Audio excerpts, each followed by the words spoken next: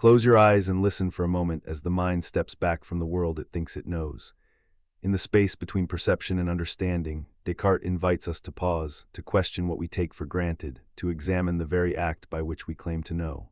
This is the core of method, doubt, and the cogito, a journey not just through arguments but through the patience of thinking itself. It is a journey that begins with a radical question: can we rely on anything at all to be true? And if we can, what would ground that certainty so firmly that even the most stubborn doubt cannot uproot it? In telling Descartes' story, we are tracing the origins of a method that would help shape not only philosophy, but the way science, mathematics, and modern inquiry conceive knowledge and its limits. Descartes did not set out to rewrite the history of philosophy in a single breath. He stood at a crossroads offered by a new scientific era, a moment when Galenic chemistry, Aristotelian physics, and medieval metaphysical frameworks all seemed inadequate to the problems of a growing, observing, calculating world. The 17th century was a tense chorus of change, telescope and compass in men's hands, mathematics becoming the language of natural philosophy, astronomy moving from the heavens to the experimental workshop. In such a time, Descartes sought more than a theory. He sought a method, a disciplined way to clear away the sediment of inherited opinions so that the mind might see things as they truly are. He believed that a methodical, unyielding doubt could clear a path to foundations that would not yield under pressure, a foundation sturdy enough to bear the weight of science and knowledge. The origin of his method begins with a question about certainty and a decision to doubt methodically what can be doubted. Doubt, for Descartes, is not a moral posture or a mere challenge. It is a procedural instrument. If you want to construct knowledge as though building a bridge, you first test every plank for safety. If a plank wobbles, you don't bend the whole bridge to fit it. You replace the plank with a sturdier one or discard it. This is the spirit of the Meditations on First Philosophy, the work in which he asks us to suspend belief about the world and to inspect the foundations of belief itself. He writes as if we are kneading the clay of certainty, removing the grains of doubt until what remains is a truth that cannot be dismissed, not even by the most relentless skepticism. That project of radical doubt is embedded in the opening move of the Meditations. If there is any possibility that an all-powerful deceiver is misrepresenting everything I think I know, then the ground of my knowledge is not solid. The initial aim is not to end in despair, but to provoke a disciplined scrutiny of the sources of belief. The method begins by setting aside the authority of the senses, setting aside the belief that memory is infallible, setting aside the presumption that present experience corresponds to a stable external world. The senses, after all, have deceived us before. Think of an object in the distance that appears small, or the mirage that seems to shimmer on a hot day. The dream we often have when we wake up from what felt like a vivid experience. How many times has waking left us with a strange sense that what we believed in the moment prior was a kind of dream within a dream? If sense experience can mislead in such ways, perhaps the safe course is to suspend trust in them until we have a more secure basis for belief. In this spirit of methodological caution, Descartes invites us to probe two classic sources of doubt with the aim of exposing what remains firm after we have peeled away the layers that might be illusion. The first of these, the dream argument, questions whether ordinary appearances can guarantee anything about the external world. If in a dream we are certain of the reality of what we experience, only to awaken and find that those experiences were not what they seemed, then the ordinary spectacles of waking life could be a form of deception as well. The second, perhaps even more familiar, is the wax argument. Imagine a lump of wax initially sitting on the table. Its shape, its color, its scent, its texture are all readily discernible through the senses. The moment the wax is drawn toward the flame, its properties change radically. The heat melts it, the scent dissipates, the color shifts, the texture becomes nothing like solid matter.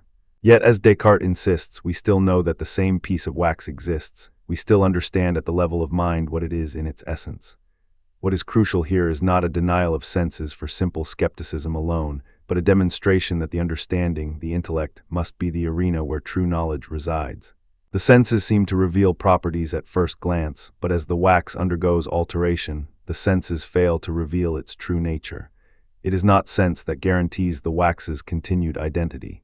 It is the mind, perceiving not through the stubborn clamor of appearance, but through a kind of intellectual grasp that remains constant despite change. The mind sees the wax in a way that the senses cannot sustain, a perception that is clear and distinct. The wax is extended, flexible, pliable, and subjected to change, yet the underlying essence is grasped by the intellect in a way that is not captured by the changing surface appearances. This is the turning point of the Meditations. The mind, the thinking thing, becomes the anchor of certainty.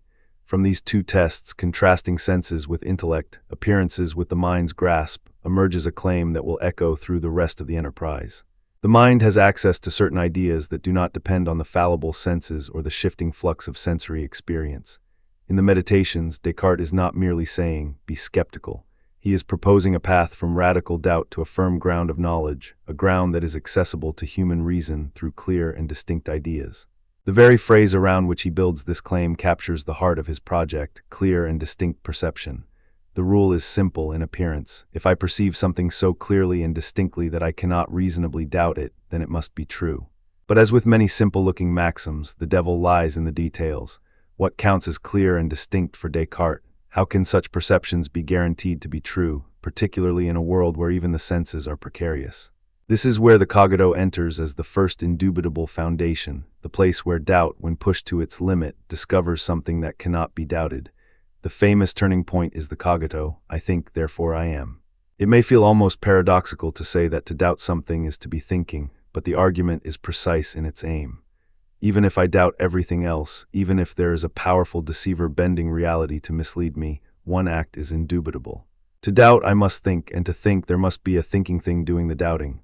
Thus, the mere fact that doubt is possible demonstrates the existence of a thinking thing. From this, Descartes derives the famous conclusion: existence is guaranteed for the thinking thing at least. In Latin, cogito ergo sum. In English, I think, therefore I am. The moment of clarity here is not a sensory perception, but an act of thought, a mental procedure that cannot be dissolved by further doubt. I think, therefore I am is not a claim about the world as such. It is a claim about the very act of thinking and its entailment. As long as I am thinking, I cannot deny my own existence as a thinking being. This is not a claim about the external world's surface. It is a claim about the condition of thinking. It is a claim about the self's immediate, first-person certainty. But even here, Descartes is careful. He does not declare that this cogito is a complete theory of knowledge. He sees it as a foundational starting point, a crag from which a whole ascent to knowledge will be built. It is a base rock, not a full settlement. Let us linger with the sense in which the cogito is a triumph of the intellect. It is not simply a clever trick to outwit skepticism. It serves as a test, an instrument to verify whether there is any stable ground under the mind's own operations. If you doubt your own existence as a thinking thing, the very act of doubting already demonstrates your existence in a minimal sense. You must be there to doubt, and you must be there to think. The cogito then becomes the first clear and distinct intuition of the mind's own activity. It is a self-authenticating proposition, in the sense that its truth does not appear to depend on any further inference or any external guarantee. It is the mind's immediate grip on its own operation. From the cogito, Descartes undertakes a further movement, the discovery of the nature of the thinking thing and the beginning of a more robust epistemic structure. If the cogito establishes the existence of a thinking thing, what is it that this thinking thing is? What is the nature of the self that thinks? Here, Descartes begins to distinguish two kinds of substances that will become central to his metaphysics. Res cogitans, the thinking thing, and res extensa, the extended thing.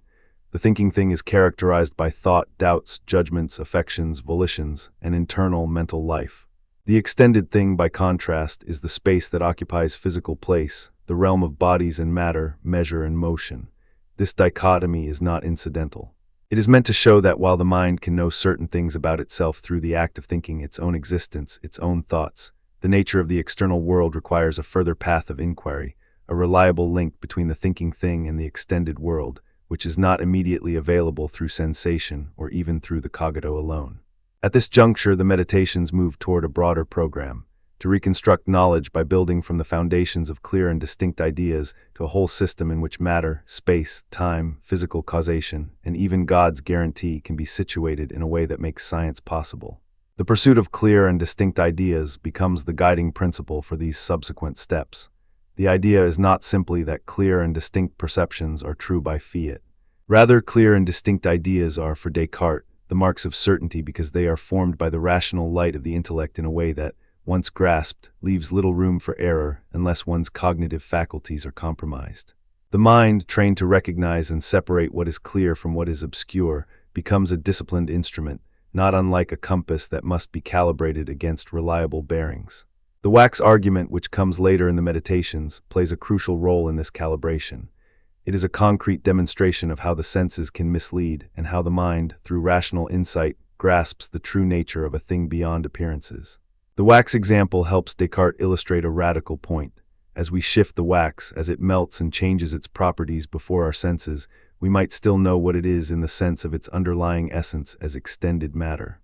It is not that the senses are useless, they are informative at the level of appearance, but they do not necessarily reveal the true nature of things. The mind is the one that discerns the essential features of quantity, extension, and the underlying arrangement, features that persist despite the changing surface.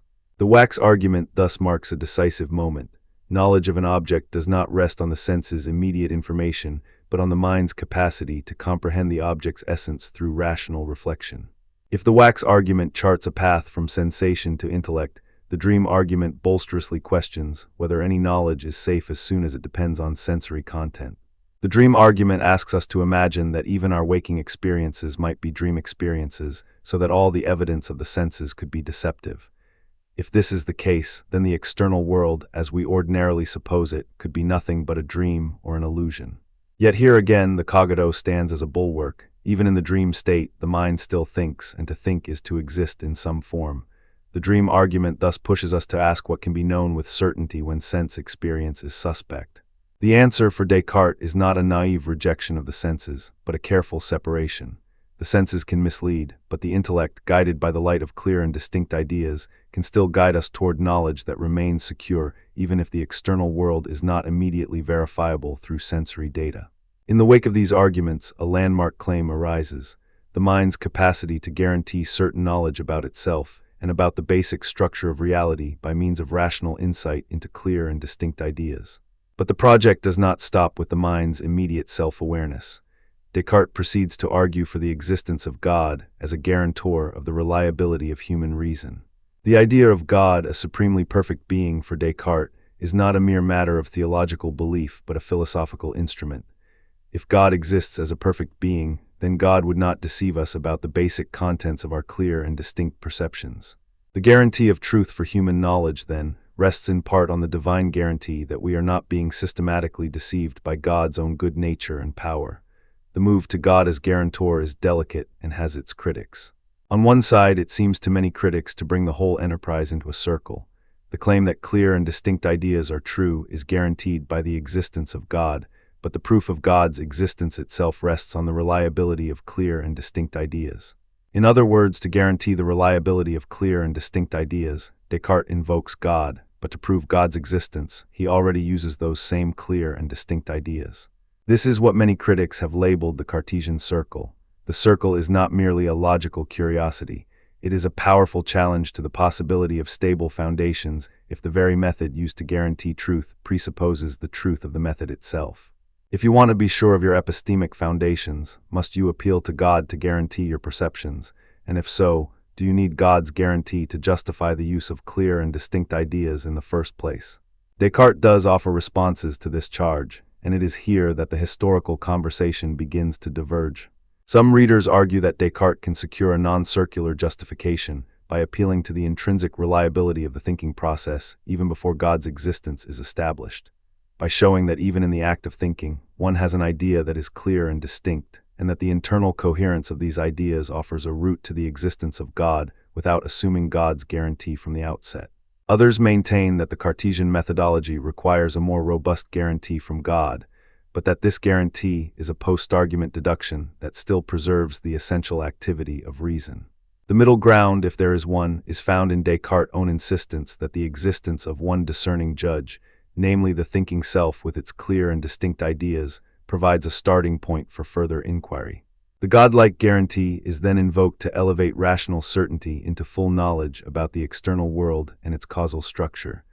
Two major counterarguments have shaped subsequent debates and guided later philosophers in their own projects. First, the cogito's claim to certainty is often read as a proof only of the existence of a thinking subject, not the external world beyond the mind. This objection is serious. If all we can establish with certainty is that there is a mind that thinks, what is left for knowledge about the body, the external objects, and the causal relations that govern the world? If the self's thinking proves nothing about the world beyond, then the project of a complete philosophy, a science of nature, remains precarious. The external world might be a collection of ideas inside the mind, or it might be something else altogether that is not given in the immediate acts of thinking. This skeptical challenge invites a further line of inquiry. How can a thinking thing, whose certainty rests in the mind, come to know anything about a world external to that mind? Descartes' answer, sketched in the later Meditations, involves not only the clear and distinct perceptions of the mind, but also arguments for the reliability of God and the real existence of things outside the mind. However, the challenge remains robust. Even if we grant clear and distinct ideas, does that guarantee knowledge about the external world, or merely a certain mode of thinking about it? The second major counterargument concerns the Cartesian circle itself. If the knowledge Descartes claims to guarantee rests on God's existence and the reliability of the clear and distinct ideas that God ensures, then we want to know precisely how the argument avoids begging the question. Critics, notably Arnold in his Objections and other portrayal figures, pressed Descartes to clarify how the method escapes circularity. Is the assurance that clear and distinct ideas are true derived by a priori reasoning, or is it a feature of the very cognitive strategy Descartes is proposing? If the latter, indeed, one might worry that the method is not the firm foundation it claims to be. Descartes' replies to these objections are not simple, but they do open up valuable lines of defense and revision. He maintains that clear and distinct ideas are guaranteed by the very fact that they are grasped in the mind with such clarity, and that the idea of God as a perfect being provides a non-deceptive guarantee that the faculties of human understanding are not systematically misled by God's non-existent deception. The idea is that God's reality is such that the mind's light is not a trick of the intellect but a legitimate instrument for constructing knowledge about the world. In the long term, this debate has proven fertile, not only for Cartesian philosophy, but for the entire history of epistemology. The dispute over the circle touches on deeper questions about how rational justification works. Is justification a matter of internal coherence, or must it be anchored in some external, perhaps empirical, evidence?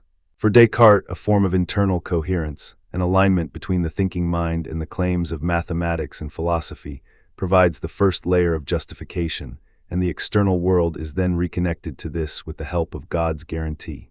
For later philosophers, starting with Spinoza and continuing with Kant, the skepticism of the later philosophers would push further questions about the possibility and the limits of a purely rational foundation, and about what role experience must play in providing the conditions of knowledge. Across these threads, it is essential to maintain a sense of the larger project Descartes is pursuing. He is not simply offering a bypass around skepticism. He is attempting to lay the groundwork for a new rational science. He wants the method of mathematics to be extended into metaphysics and natural philosophy. He wants to provide a secure basis for the sciences that would soon become the dominant mode of inquiry in modern Europe. He believes that a careful, disciplined, even humble reliance on the power of reason, the very power that enables us to doubt, is the key to unlocking knowledge that is robust enough to endure the tests of experiment, calculation, and observation. To understand the historical push of Descartes' program, we should also look at the broader historical anecdotes that contextualize his work. The Meditations appeared in 1641, at a moment when a wave of critiques bubbled up from the work's opponents. The year 1641 was not a quiet moment of philosophical consensus. It was a time of vigorous intellectual dispute. The Meditations were released with a series of objections and replies that would set off a ferment of discussion among Jansenists, scholastic commentators, and scientists who sought to tie rational approach to empirical practice. The objections and the replies to them reveal a lively early modern culture of philosophical debate, where philosophers did not merely publish treatises in isolation, but engaged in a dialogue across networks of correspondents, students, and readers who criticized, tested, and refined the argument. Two other historical anchors illuminate the trajectory of Descartes' thought. The Discourse on Method, published in 1637, represents an earlier, more personal, more experimental side of Descartes' project. It was not a purely abstract meditation on skepticism. It was a manifesto of a new scientific spirit. In it, he writes of his intention to reform the way of seeking truth by method, a systematic procedure that would convert science into a rational, orderly enterprise. The discourse includes the famous triad of discourses, Discours de la méthode, and the accompanying essays La dioptrique, La géométrie, and Les Moeurs.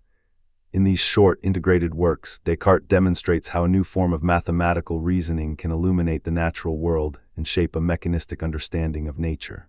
The discourse is not a mere prelude to the Meditations.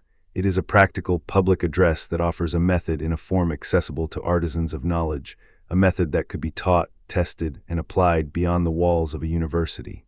Then there is the correspondence that reveals the human texture of Descartes' intellectual life. The interaction with Princess Elizabeth of Bohemia, in particular, is a storied episode, a human dialogue about certainty and method, a conversation that puts into relief the practical stakes of epistemology. Elizabeth pressed the question of whether certainty can be achieved about the external world, and how the mind would obtain knowledge about things beyond itself if the mind's own operations are the only sure thing the thinker possesses. Descartes answers with careful nuance, emphasizing the role of God's guarantee and the role of rational method in reconstructing the world of nature. The exchange with Elizabeth is more than a philosophical debate. It is a window into the concerns of a mind seeking to connect the inner life of rational justification with the outer world of science and experience. Descartes was also engaged in ongoing debates with his contemporaries, notably Antoine Arnauld, a prominent Jansenist and philosopher who offered formal objections to the Meditations. Arnauld and his colleagues challenged the method, the cogito, and the claims about God and the guarantees of certainty.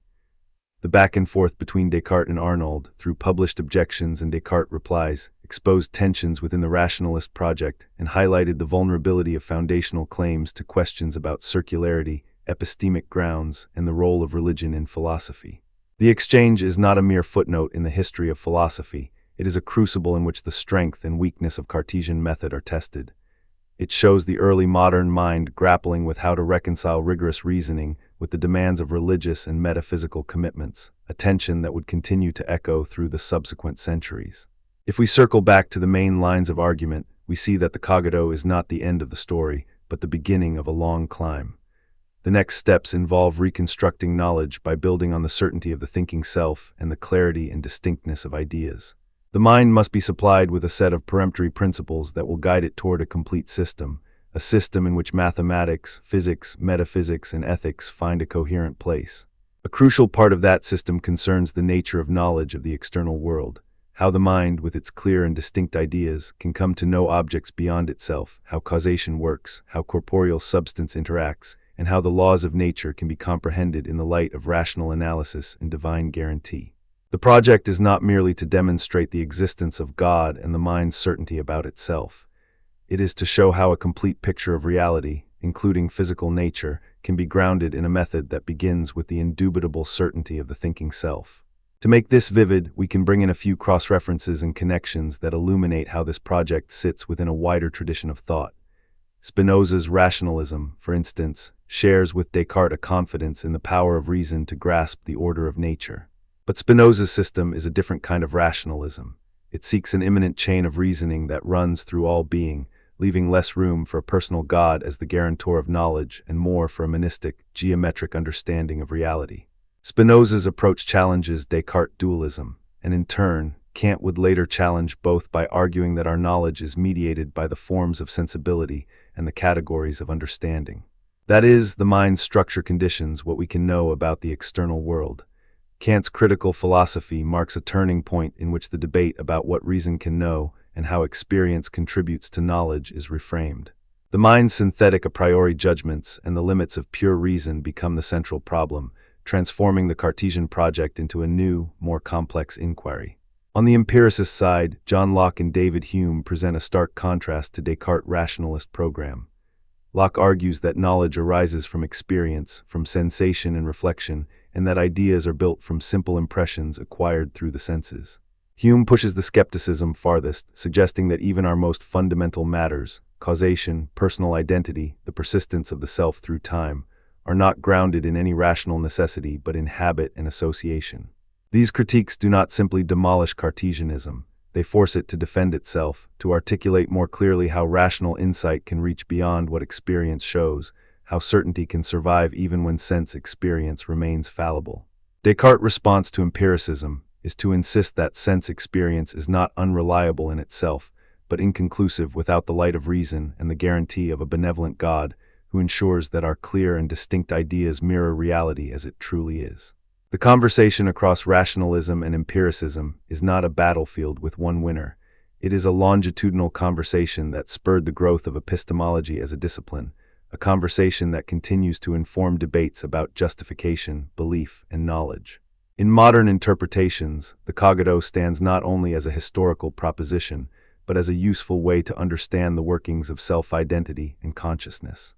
Some contemporary philosophers take the cogito as an early articulation of a subject-centered epistemology, where the first-person perspective constitutes a necessary anchor for rational justification. Others interpret the cogito as a demonstration of how the thinking subject constitutes its own concept of reality, a phenomenological idea that anticipates later concerns about subjectivity, intentionality, and the structure of experience. The wax argument is sometimes revisited in cognitive science and philosophy of perception as an early example of how perception can misrepresent underlying properties, while the mind's role in constructing a coherent narrative of objects gives us a model for how perception and cognition interact. The dream argument finds echoes in contemporary discussions about perceptual illusions, virtual reality, and the epistemic status of dream reports. In a world where digital simulation, sensory augmentation, and artificial intelligence challenge our sense of what is real, Descartes' insistence that the mind has its own rational light remains a touchstone for debates about the sources of knowledge, the reliability of perception, and the limits of epistemic warrant. Let us ground these discussions in concrete examples that reveal the texture of Descartes' method and its implications for living with uncertainty. Consider, first, the wax example as a living metaphor for thinking about scientific knowledge. Imagine meeting a block of wax at a market. You touch it, you smell it, you see its color and shape. It seems to be a certain thing, a piece of matter occupying space. But as it comes near the flame, the surface changes, the color may fade. The scent changes, the shape seems to blur as the wax melts and flows. It's only through careful reflection, Descartes suggests, that we recognize the wax's persistence as a kind of extended matter whose essence is not given by the senses, but by the mind's grasp of extension. The mind's understanding, he tells us, remains more reliable than the senses' changing report because it grasps the underlying form of the thing, extension, solidity, motion, and rest, in a way that the senses cannot maintain across transformation. This is not a denial of sensory knowledge. It is a call to see its proper limits and to reserve the claim of knowledge for what the intellect can demonstrate beyond doubt. A second vivid example concerns the dream argument. Imagine closing your eyes and slipping into a dream so vivid that you mistake the dream for waking life. Houses, people, streets, even the sense of touching something solid, everything could be just a dream. When you wake, you discover that your memory, your senses, and your most confident beliefs may have been wrong. The fear is not only about personal illusion, it is about a deeper possibility, that the whole framework by which you understand the world might rest on a precarious foundation. The dream argument does not simply erode confidence in the external world. It insists that the only way to secure knowledge is to find a principle that does not depend on the particular immediacy of sense experience. The cogito is precisely that principle, a point of stability in the storm of doubt. The mind's existence is guaranteed even if the external world is not directly knowable through ordinary perception. In this sense, the mind, as a thinking thing, becomes the first principle of knowledge. What follows is not a simple list of theses, but a narrative of how a thinker tries to move from bedrock certainty to a full-scale epistemology. The cogito provides the motifs of first-person certainty. I think, therefore I am. I doubt, I think, hence I exist. It gives us a model of epistemic justification grounded in intellectual insight rather than in naive sensory confidence. But the question remains. How can this self-evident certainty be extended to knowledge of the world? How can one go from knowing one's own mind to knowing the nature of matter, space, causation, and God? Descartes' response unfolds in stages. The next move is to show that clear and distinct ideas, combined with the rational method and the idea of God's non-deceptive nature, can ground knowledge about the external world. This is not a trivial step. It requires reconstructing the causal link between the mind's ideas and the material world, showing that the external world can be known through the same light of reason that identifies the cogito as certain. In practice, this move leads to a carefully staged argument about reality, God, and the structure of nature. First, Descartes elaborates the notion of God as a perfect being whose nature guarantees that God is not a deceiver. If God exists and is perfect, then God would not allow us to be systematically misled about the fundamental aspects of reality by our own faculties. This is a claim about reliability under a divine standard. If the source of our faculties is perfect, then the faculties themselves can be trusted, at least in their basic function. By linking trust in our faculties to God's nature, Descartes aims to provide a foundation that stands above the fickle alterations of habit or error, a foundation that can support the construction of science and philosophy. The problem, however, is that this reliance on God can appear to be circular, as noted in the critiques. If one uses God's existence or God's guarantees to justify the trustworthiness of clear and distinct ideas, and then uses those reliable ideas to prove God's existence, one seems to be in a circle. The Cartesian circle is thus not merely a technical complaint. It marks the moment where epistemology intersects metaphysics and theology in a way that invites scrutiny about the source and nature of justification. How robust is a method whose very strength depends on a divine guarantee that is itself grounded in the mind's clear and distinct perceptions? The period of Descartes' life and work is also a reminder that these questions are not merely abstract puzzles. They pick up the shape and texture of real debates among people who lived with the practical consequences of skepticism and inquiry. The Meditations publication in 1641 coincided with a wave of critiques that pressed the limits of what could be guaranteed by reason and what could be doubted. The essays and objections published alongside the Meditations were not only academic exercises. They represented a living conversation about how to conduct inquiry, how to balance skepticism and rational confidence, how to reconcile science and faith, and how to understand the mind's capacity to know and to know well. The ideological and intellectual climate of the day, between the rigorous new science, the claims of religious authority, and a cosmopolitan culture of letters and salons, gave Descartes' project a contested but powerful place in the story of modern thought. The historical context does not end with the Meditations. The Discourse on Method, published in 1637, reveals another side of Descartes, his aspiration to reform not only epistemology but the entire intellectual enterprise. The Discourse's opening pages announce a method for seeking truth that can be taught to others, to doubt, to reorder, to examine, to deduce. It is a programmatic statement about how to conduct inquiry, a blueprint for a mechanistic anatomy of nature, a demonstration of the practical power of mathematics when applied to physics and optics in La Dioptrique, to geometry in La Geometrie, and to human conduct in Les Mowers. The Discourse is also a personal narrative, the story of a thinker who seeks to travel in a new intellectual landscape with a compass rather than a map handed down by tradition. The Discourse on Method thus foreshadows the complete project of a rational science that would eventually reshape attitudes toward knowledge, truth, and method. A further human dimension in this history concerns Descartes' interactions with peers and patrons. The correspondence with Princess Elizabeth of Bohemia, for instance, offers a vivid glimpse into how a principled noblewoman engaged with philosophical issues that still matter. Elizabeth's questions pressed the limits of certainty. Can the external world be known at all, and what is the status of the body's perception in knowledge? Descartes' replies show him wrestling with how to sustain a normative epistemology in the face of practical concerns, such as how to engage with the mind's own faculties, how to interpret the relationship between mind and body, and how to avoid insulating philosophy from the realities of scientific practice. The Elizabeth correspondence thus reveals a more moderate, perhaps more cautious, side of Cartesian method, a recognition that certainty is rarely a straightforward one-step achievement, and that humility before the unknown is part of the disciplined practice of reason. Arnold's objections, as noted earlier, illuminate a different facet of the same project. The objections push against the idea that certainty can be achieved so simply by a single, elegant argument. They demand a careful accounting of how the mind's operations connect to the external world and how to justify the various steps in a chain of reasoning. In this sense, Arnold and the other critics helped to sharpen the method by forcing a more explicit articulation of the path from the cogito to the broader epistemic structure. The exchange between Descartes and his critics can be read as a microcosm of the broader modern problem: how to reconcile the strong confidence that reason can give with the stubborn and sometimes stubbornly resistant reality of the world as experienced and tested. In a larger sense, Descartes' story is a chapter in the history of rationalism, the tradition that places a high premium on reason as the primary path to knowledge. It speaks to the broader questions about epistemology, metaphysics, and early modern science. How, in the modern world, do we know what we claim to know about the world and our place within it?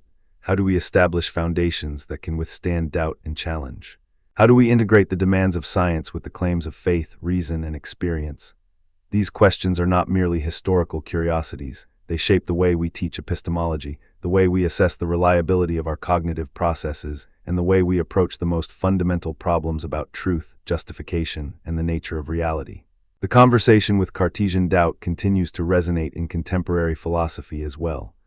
Modern debates about epistemic justification, the reliability of perception, the nature of the self, and the problem of skepticism all take inspiration from Descartes' initial strategy.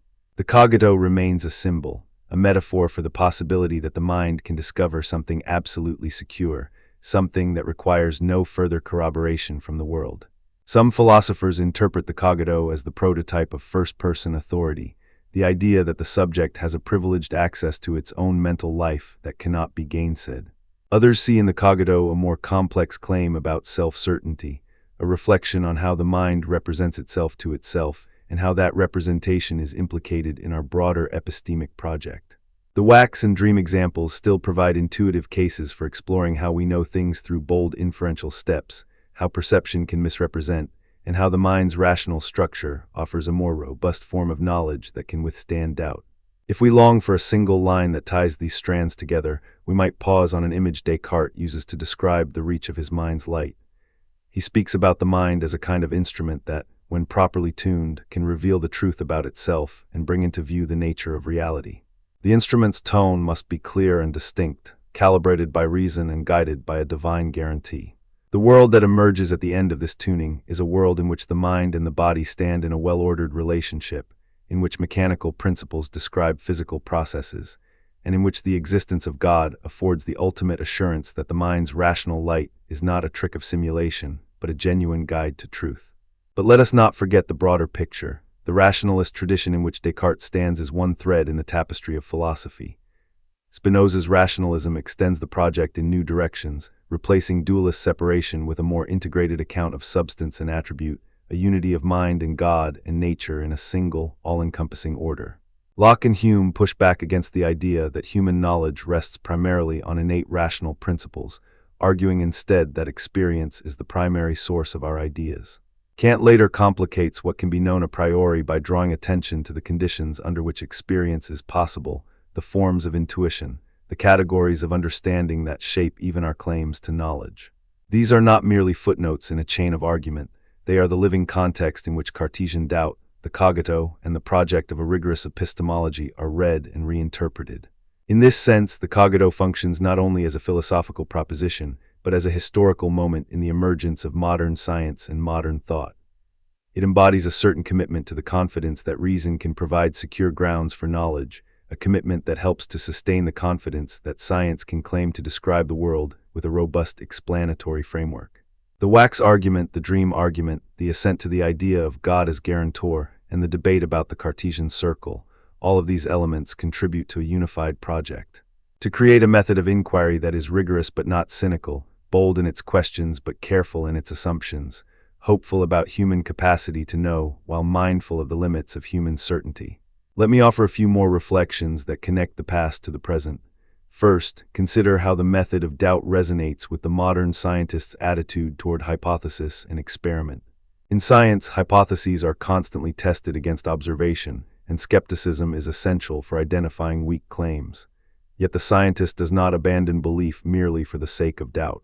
Rather, the scientist follows a disciplined method to isolate reliable patterns and causal relationships. The Cartesian model mirrors this structure: begin by doubting everything that can be doubted, then discover a stable point of certainty. Then build a framework that explains, justifies, and extends what is known. The key difference is that the modern scientist tends to rely on empirical tests to confirm the reliability of inferences, whereas Descartes relies on a rational demonstration and, eventually, the guarantee of God to secure the reliability of reason. Still, the underlying intention, an insistence on a solid foundation for knowledge, continues to shape how scientific inquiry is framed and pursued. Second, Descartes' approach helps illuminate debates about the nature of reality and the role of consciousness in experience. The mind's role as the site of clear and distinct ideas invites discussions about the nature of subjective experience and the extent to which our knowledge depends on a perceiving subject. This is a central theme in contemporary philosophy of mind and epistemology, where questions about the relation between the mind and the world, the status of perceptual content, and the possibility of objective knowledge remain urgent. The Cartesian legacy pushes us to ask whether objectivity is possible without some anchor in rational clarity that transcends subjective experience, or whether objectivity requires a sophisticated account of how our cognitive structures shape our understanding of the world. Third, Descartes' method invites reflection on how we interpret testimony, authority, and tradition. The skeptical impulse that drives radical doubt is a guardian of rational integrity. Yet the trust in reason that Descartes seeks to defend must be reconciled with the vulnerabilities that critics highlight. That reason can be misled by argument, by hidden assumptions, or by the inadequacy of connecting principles. The balance between humility and confidence, the ability to doubt yet to proceed with method, remains a core concern in contemporary epistemology, political theory, and ethics. The way Descartes navigates the tension between doubt and the search for certainty offers a model of disciplined inquiry that remains relevant to how we approach knowledge in the 21st century. As we close this segment, we can still hear the cadence of Descartes' own voice in the careful, patient rhythm of his arguments. The cogito is not a flash of lightning in a storm, it is the calm eye in the center of a hurricane of doubt. It invites us to look inward with honesty, to examine the sources of our beliefs, and to seek a foundation strong enough to bear the weight of inquiry. It asks not only what we can know, but how we come to know it, and what we owe to the method by which we pursue truth. It is a testament to the idea that human reason is not a passive receptacle of impressions, but an active instrument capable of discovering the order of the world, provided it is trained to distinguish the surface of appearances from the deep structure of thought. And so the journey continues, not simply as a historical account, but as an invitation to reflect on our own epistemic practices. When you encounter a claim in a science book, when you see an argument in a philosophical text, or when you listen to a news report and wonder what to trust, you can recall Descartes' question. What can I know with certainty, and on what grounds will I base my belief? The answer is rarely a single, simple statement. It is a process, a method, a discipline that requires us to examine how we arrive at our beliefs, how we test them, how we justify them, and how we respond when skeptical questions arise. The cogito remains a succinct emblem of that process, a reminder that there is a place where the mind's certainty begins, a point of departure from which the entire architecture of knowledge can be built, an architecture that the rationalist tradition, in dialogue with empiricism, with religion, with science, and with history, continues to refine, challenge, and develop. In the end, the narrative Descartes began radical doubt that yields a steadfast ground, the cogito that anchors the self, the dream and wax that illuminate the mind's supremacy in determining what is real, remains not only the history of an argument, but the history of how the modern mind apprehends itself and its world. It is a story of ambition to ground knowledge in a stable, universal method. It is a story of caution about the limits of our senses, the temptations of speculative leaps, and the potential for circularities that threaten to undermine a grand project. It is a story of aspiration, a longing to secure the kind of knowledge that science, mathematics, and philosophy could rely on, a knowledge that would enable humanity to understand, measure, predict, and perhaps master the natural order without surrendering to mere superstition or unexamined tradition.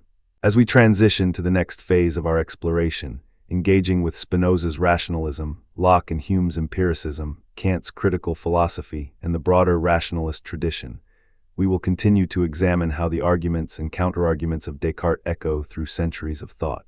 We will see how the cogito serves as both a landmark and a compass. A landmark because it anchors a particular moment in the history of philosophy, and a compass because it guides ongoing inquiry into the nature of knowledge, the reliability of perception, the existence of God, the relation between mind and world, and the possibility of a science powered by reason.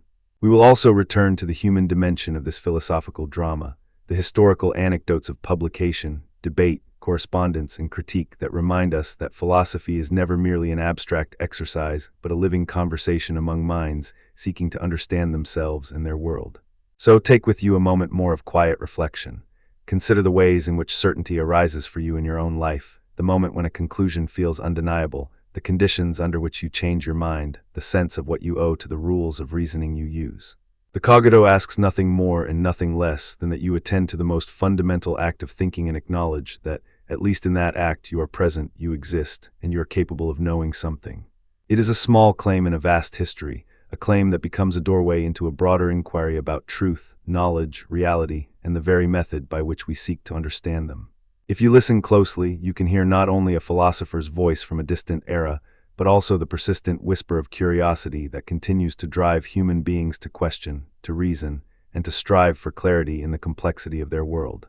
The journey from radical doubt to knowledge, then, is not simply a sequence of arguments. It is a lifelong practice. The attentiveness to the mind's operations, the courage to test assumptions, the readiness to revise our beliefs in light of better reasons, and the humility to recognize that certainty, while possible in principle, is always worth pursuing with care, care that will stand up to the kinds of counterarguments we have examined and the kinds of challenges we have not yet imagined. Descartes offered a method, a path, and a set of first principles that beckon us to take the next step, not as a retreat from uncertainty, but as an invitation to walk toward it with sharper reasoning, deeper introspection, and a more rigorous sense of what it means to know. In that sense, his project remains a living call to reason, not to abandon fear, but to convert fear into a disciplined, imaginative, and disciplined pursuit of truth. And so we continue, with the cogito as our compass, through the landscape of doubt toward the possibility of assured knowledge. Close your eyes for a moment and imagine a world in which the scene inside the mind and the scene outside the skin never touch. Not because they don't touch, but because they touch in a way we cannot grasp by ordinary sight. It is the 17th century, a time when philosophers and scientists are peeling back the layers of nature with a new certainty, a new confidence in method, and a taste for mechanical explanations. Into this moment enters René Descartes, a thinker who asks us to separate two kinds of reality as cleanly as a craftsman might separate wax from metal, two substances that seem to belong to different orders of being. The mind which thinks and the body which extends in space. He gives us a frame that will shape centuries of debate about what it means to be conscious, what it means to move, and what it means to know. Imagine, as Descartes invites us to do, that you stand at the intersection of two doors. Behind one door lies res cogitans, the realm of thought, the thinking thing, the mind. A realm without spatial bulk, a seat of doubt, belief, intention, feeling, imagination. This door leads to the interior echo chamber where reasons are hammered out, where meanings are conjured, where a single mind can turn over the entire universe and still hear a whisper of a new thought. Behind the other door lies res extensa, the realm of extension, matter that occupies space, is divisible, has weight, speed, shape. The body in this scheme is a machine of a very particular kind. A clockwork of bones and nerves, a system of levers and springs that moves in obedience to physical laws. Descartes' most famous starting point for this partition is not a casual claim, but a method of radical doubt aimed at what could be known with certainty.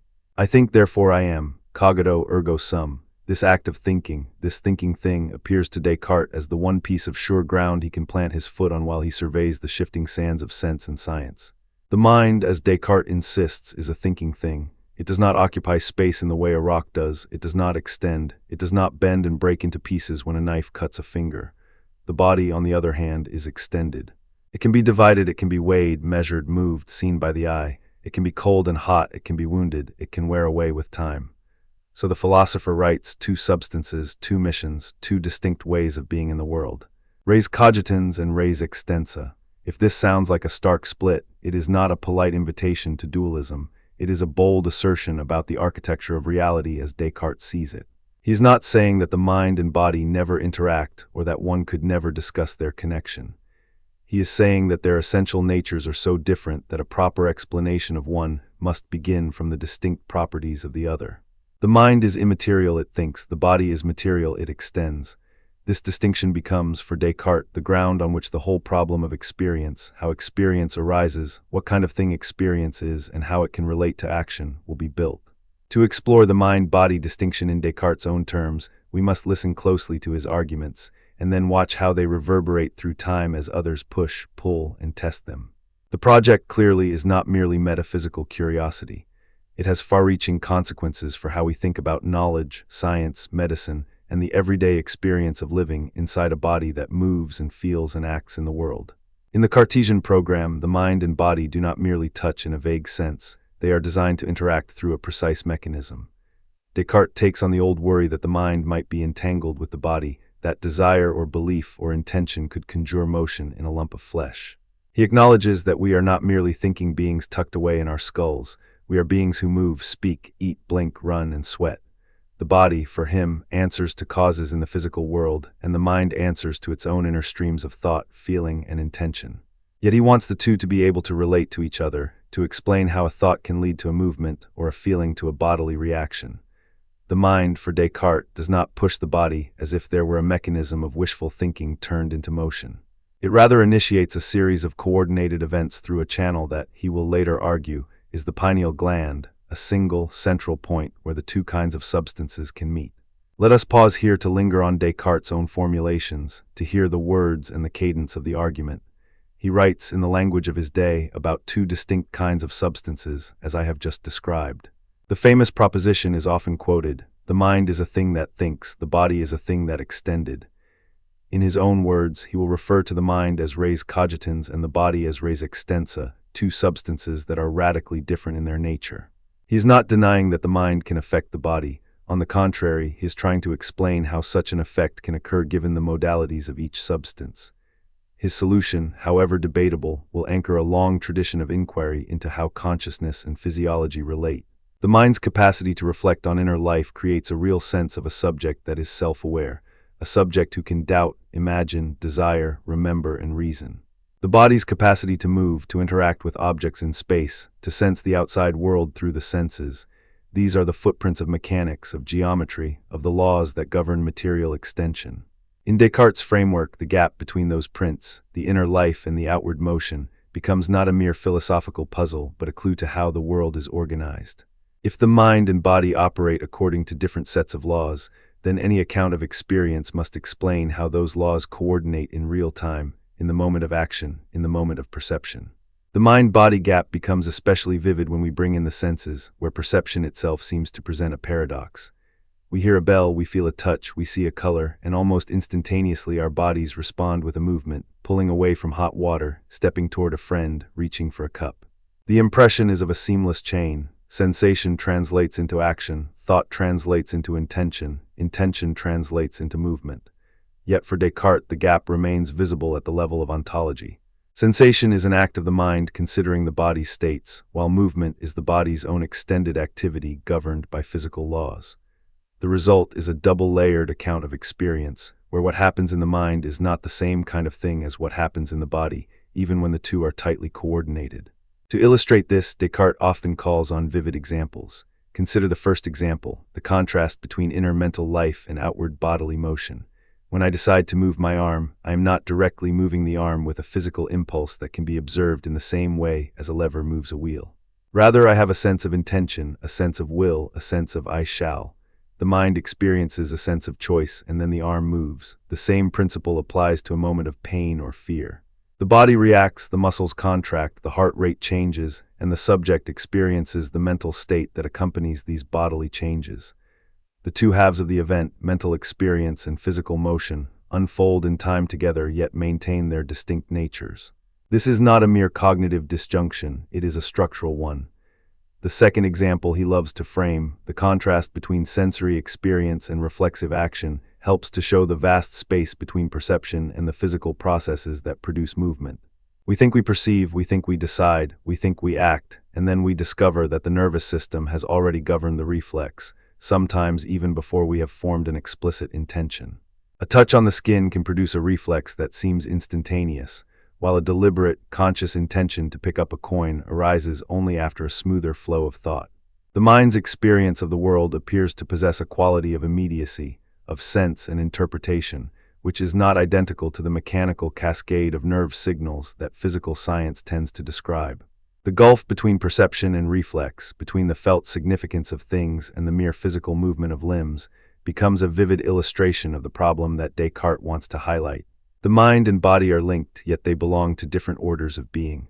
A third example comes from Descartes' own provocative claim about animals. He argued that animals are automatons, living mechanisms that do not possess minds in the way humans do.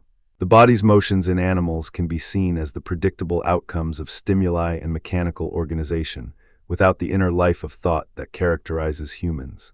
This assertion, found in many of his writings, serves to emphasize his commitment to a mechanistic biology, the idea that life can be explained in terms of mechanical processes and materials, and that even complex behavior can be produced by pre-programmed or automatic responses of the nervous system and muscles. If I am a thinking thing, Descartes says in effect, and if the body is merely extended matter that obeys physical laws, then the special causal role of the mind in the human organism becomes a problem to be solved. And the pineal gland, in his view, is where that solution may be anchored. The pineal gland hypothesis comes to the fore when we ask precisely how mind and body could interact given their different natures. Descartes is aware that the mind cannot touch or move the body in a straightforward mechanical sense. Something else must serve as the bridge. He points to the brain, not as a mere organ of sensation or a seat of memory, but as a site in which the mind and body can meet. In a move that is at once bold and controversial, he identifies the pineal gland as the principal seat of the soul in the brain, the one place where the connections between the physical and the mental might be organized. He imagines that the nerves, which carry animal spirits, extend from the sensory organs and muscles into the brain, and that the pineal gland, acting as a single central point, can coordinate the flow of these impulses between the body and the mind. The mind, in this account, does not push the body directly or via some hidden force. Rather, there is a two-way conduit, a mechanism by which the mind's decisions are translated into bodily movements and the body's sensations are translated into mental representations. The pineal gland hypothesis, bold as it is, becomes one of the most discussed elements of Descartes' system, precisely because it tries to solve the problem of interaction in a way that is both physically legible and theologically coherent. The claim that the pineal gland is the site of mind-body contact is not simply a biological conjecture. It is a philosophical claim about where the mental life, the normative aims of action, and the material structure of the brain might converge. It invites questions about consciousness, causation, and the architecture of physiology. If this is the anchor for mind-body interaction, then the entire theory rests on the plausibility of a single gland to mediate the exchange, an image both elegant in its symmetry and vulnerable to critique. For how could a gland, nothing more than a small structure in the brain, enable not just the transmission of signals but the coordination of will and sensation, intention and movement, feeling and action? Descartes' commitment to a mechanistic view of nature shapes much of what follows in the history of science. He is moving away from a world where the activities of living beings are explainable only in terms of vital forces or teleological purposes. He wants a world that can be described with mathematics, with geometry, with the idea that nature operates under universal laws like those of a clock. The body, to Descartes, is a machine crafted by nature. The receiving of stimuli, the movement of limbs, the action of the senses, all of this looks like a set of moving gears and springs. But the mind introduces a new kind of causation, a causation that does not resemble the physical push of a lever, but rather the act of thinking, choosing, and imagining. How these kinds of causation might be reconciled is where the tension and the drama of his philosophy intensify. To move from the abstract to the concrete, consider the world in which Descartes is thinking. The 17th century is a moment of explosion. In physics, in optics, in anatomy, in astronomy, scientists are proving that nature can be described by universal laws, that the same mathematical constants govern the heavens and the earth, that experiment and observation can reveal the underlying structure of reality. Descartes' own work, his Discourse on Method and his Meditations on First Philosophy, his Principles for a New Philosophy, are acts of invitation, challenging his readers to adopt a new stance toward knowledge. The mind's subjectivity becomes the starting point for a new science in which the body is explained not by the purposes of a given form, but by the mechanism of matter in motion. The shift is not only to a mechanistic view of the natural world, but to a new self-understanding. We are beings who think, and we are bodies that move, and yet the two belong to distinct domains that must somehow talk to each other. As a result, the dualist program generates its own internal logic, and with it, a raft of questions that would shape intellectual life for centuries. How can the immaterial mind exert causal influence over the material body? If the body can influence the mind through sensation and perception, what mechanism makes that possible? How do mental states such as belief and desire relate to physical processes in the brain and nervous system? And if animals are machines, what do we owe to them as living beings? In the wake of these questions, Descartes' ideas spawn a cascade of responses, objections, elaborations, and refinements that keep echoing in philosophy, psychology, neuroscience, and cognitive science to this day. Let us then turn to the dialogues and debates that nested around Descartes' claims, because they illuminate not merely the ideas themselves, but the living texture of the period. The first major cluster of responses comes from those who challenge the sharpness of the mind-body split rather than its existence. Anton Arnauld, Anton Legrand, and later, Pierre Gassendi and Thomas Hobbes all engage with Descartes' dualism from different angles. Gassendi, for example, in a program of recovering atomistic physics and the mechanical philosophy, pushes back against the spirituality of mind alone. Hobbes, in his own way, presses toward materialism, arguing that even mental phenomena can and should be explained through physical processes in motion, without recourse to immaterial substances. The result is a confrontation that ends up thinning the line rather than simply drawing it. But the most dramatic early challenge to Cartesian dualism comes from Nicolas Malebranche, a French Catholic philosopher who develops a theory of occasionalism, a theory of divine constant intervention that redescribes causation in a striking way. Malebranche argues that there is no direct causal interaction between mind and body. Instead, God is the constant mediator of all interaction, Every volition and intention you feel is accompanied by God's bringing about the corresponding bodily movement. In Malebranche's view, the mind's ideas do not cause the nerves to move. God, working through his continual creation of the world, coordinates the mind's thoughts with the body's motions. The mind does not produce the action. The will and the nerve activity align under God's orchestration. Enter Elizabeth of Bohemia, the remarkable correspondent of Descartes who, in a series of letters, presses back on his framework from within the very circle of his own influence. Elizabeth asks a question that seems simple to many people today but was a genuine challenge in the 17th century. If the mind is a thinking thing and if the body is a physical thing, how does the mind, which has no spatial extension, move the body which does? How can an immaterial mind touch and move a material body? In Elizabeth's letters, one senses both a deep intellectual respect for Descartes and a stubborn demand for clarity. She asks for precise accounts. How is it possible for the mental to effect change in the physical world? And she pushes Descartes to demonstrate the causal mechanism with more than a pious appeal to the will or to God's benevolent design. The exchange becomes a crucial moment in the history of the mind-body problem because it moves the debate from abstract metaphysical possibilities into concerns about empirical explanation, observation, and the way a person without a science degree might reasonably expect to understand how things work. Meanwhile, in the broader scientific theater, Descartes' mechanistic program helps to catalyze a new physics and physiology.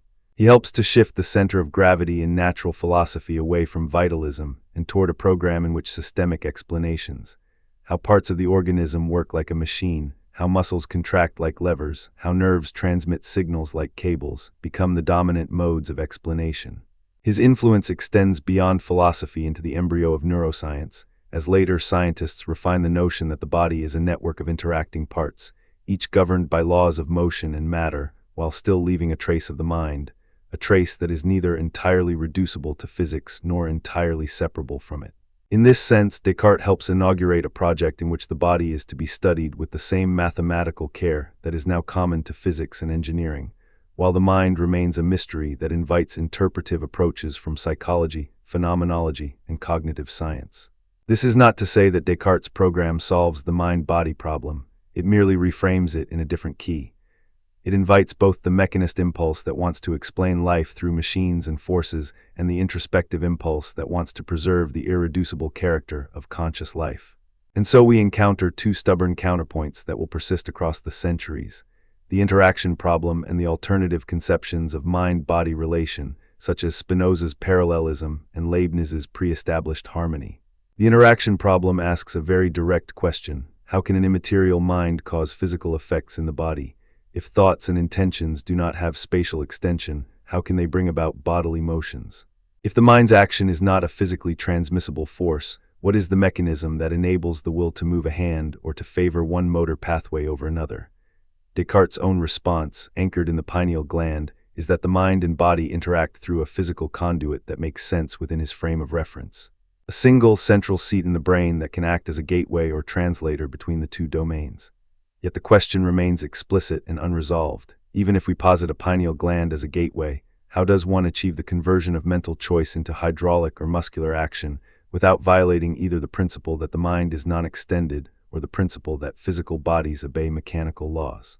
The problem is not simply a philosophical nuisance. It cuts to the core of how one conceives causal relationships across different ontological domains. The alternative accounts, the parallelism of Spinoza and Leibniz's pre-established harmony, offer a different kind of solution to the same problem. Spinoza rejects the idea that there are two substances with a genuine causal relationship between them. For Spinoza, mind and body are two attributes of a single, infinite substance, the one God or nature, Deus sive natura. They are parallel in the sense that their order of manifestations in the world corresponds, yet there is no causal interaction of mind upon body or body upon mind in the Cartesian sense. The mental and the physical lines run side by side, governed by the same underlying order of the universe, but they do not interpenetrate or produce one another's effects. This parallelism preserves the unity of substance while dissolving the problem of vertical causation. Leibniz takes this a step further with his pre-established harmony. Mind and body do not causally interact. Instead, God has arranged the two threads of reality so that they run in perfect synchrony with one another from the moment of creation. When a mental event occurs, a corresponding physical state ensues, but there is no causal influence traveling from mind to body or body to mind at the moment of action. Instead, the correlation is pre-programmed into the fabric of reality, something like a cosmic metronome that keeps the two streams in step without any direct interaction. These alternatives are not merely clever theoretical tricks. They reflect real concerns about how we experience the unity of our life as thinking beings in embodied form. If you are reading a novel quietly, you do not want to think that your mind is pushing your eyes to move along the page as if a hidden engine were pulling them. You want a coherent picture of how you perceive, think, and act as one integrated agent, even if the mechanism is more subtle than a single pineal gland or a single spark of nerve energy. Spinoza and Leibniz push the conversation away from a simple, one-directional cause and effect model and toward a more intricate, harmonized, or interconnected view of the relation between mind and body that preserves our sense of agency while refusing to treat mind and body as merely two separate, incommensurate substances. Descartes' pineal gland, the claim to be the seat of the soul, and his mechanistic commitment all come together to create a set of questions about disease, medicine, and science that seem, in their own way, modern in their timeliness. They invite a disciplined inquiry into how the body works. What are the nerves? How do muscles contract? What is the nature of sensation? What are the laws that govern movement? How does perception arise, and how does a thought translate into action? The answers will be more complicated than a simple mechanical analogy, but the impulse is real. To understand the body as a system of parts that can be measured, modeled, and manipulated, while still leaving room for a richer, more mysterious mind that shapes our experience of the world. This program, Mind as a Thinking Thing, Body as an Extended Thing, a possible bridge in the middle, the mind-body problem, will be a guiding thread through centuries of inquiry. It will attract and repel in turn, inviting a broad array of thinkers to propose solutions, to critique, to refine, or to reformulate the question itself. It will lead into modern discussions about how consciousness relates to brain activity, how perception is constructed, how agency arises in living beings, and how we come to know anything at all. It will also bring us into the laboratories and seminars of the 19th and 20th centuries, where the mechanistic tradition yields to new technologies, new findings in neuroscience, and new philosophical moves in phenomenology and cognitive science. The challenge remains and the question persists. Can there be a complete, satisfactory account of the mind and the body that preserves the integrity of both, or does every account require some kind of sacrifice, the forgiveness of one side for the sake of the other, or the acceptance of a new form of unity that dissolves the old categories? As we move forward, it becomes clear that the Cartesian program did not end with Descartes' own death, nor did it end the debates it sparked. It sparked new methods, new questions, and new alliances between science and philosophy.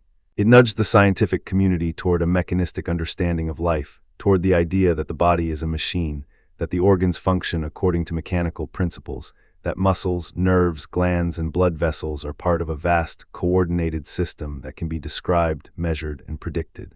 This move opened doors to how medicine would treat disease, as malfunctions of mechanistic processes to be corrected by surgical interventions, pharmacological agents, and a growing understanding of physiology. The mind-body problem, then, would not be solved by a single blueprint, but would persist as a live issue that demanded new kinds of explanations as our empirical access to the nervous system expanded. The modern reader, hearing all this from a distance of centuries, might ask, what remains of Cartesian dualism in the contemporary landscape? The answer is both complicated and fruitful. In the contemporary philosophy of mind, the afterlife of Cartesian dualism can be seen in discussions about the nature of consciousness, the role of mental states in causation, and the problem of how a subjective experience can be explained in physical terms.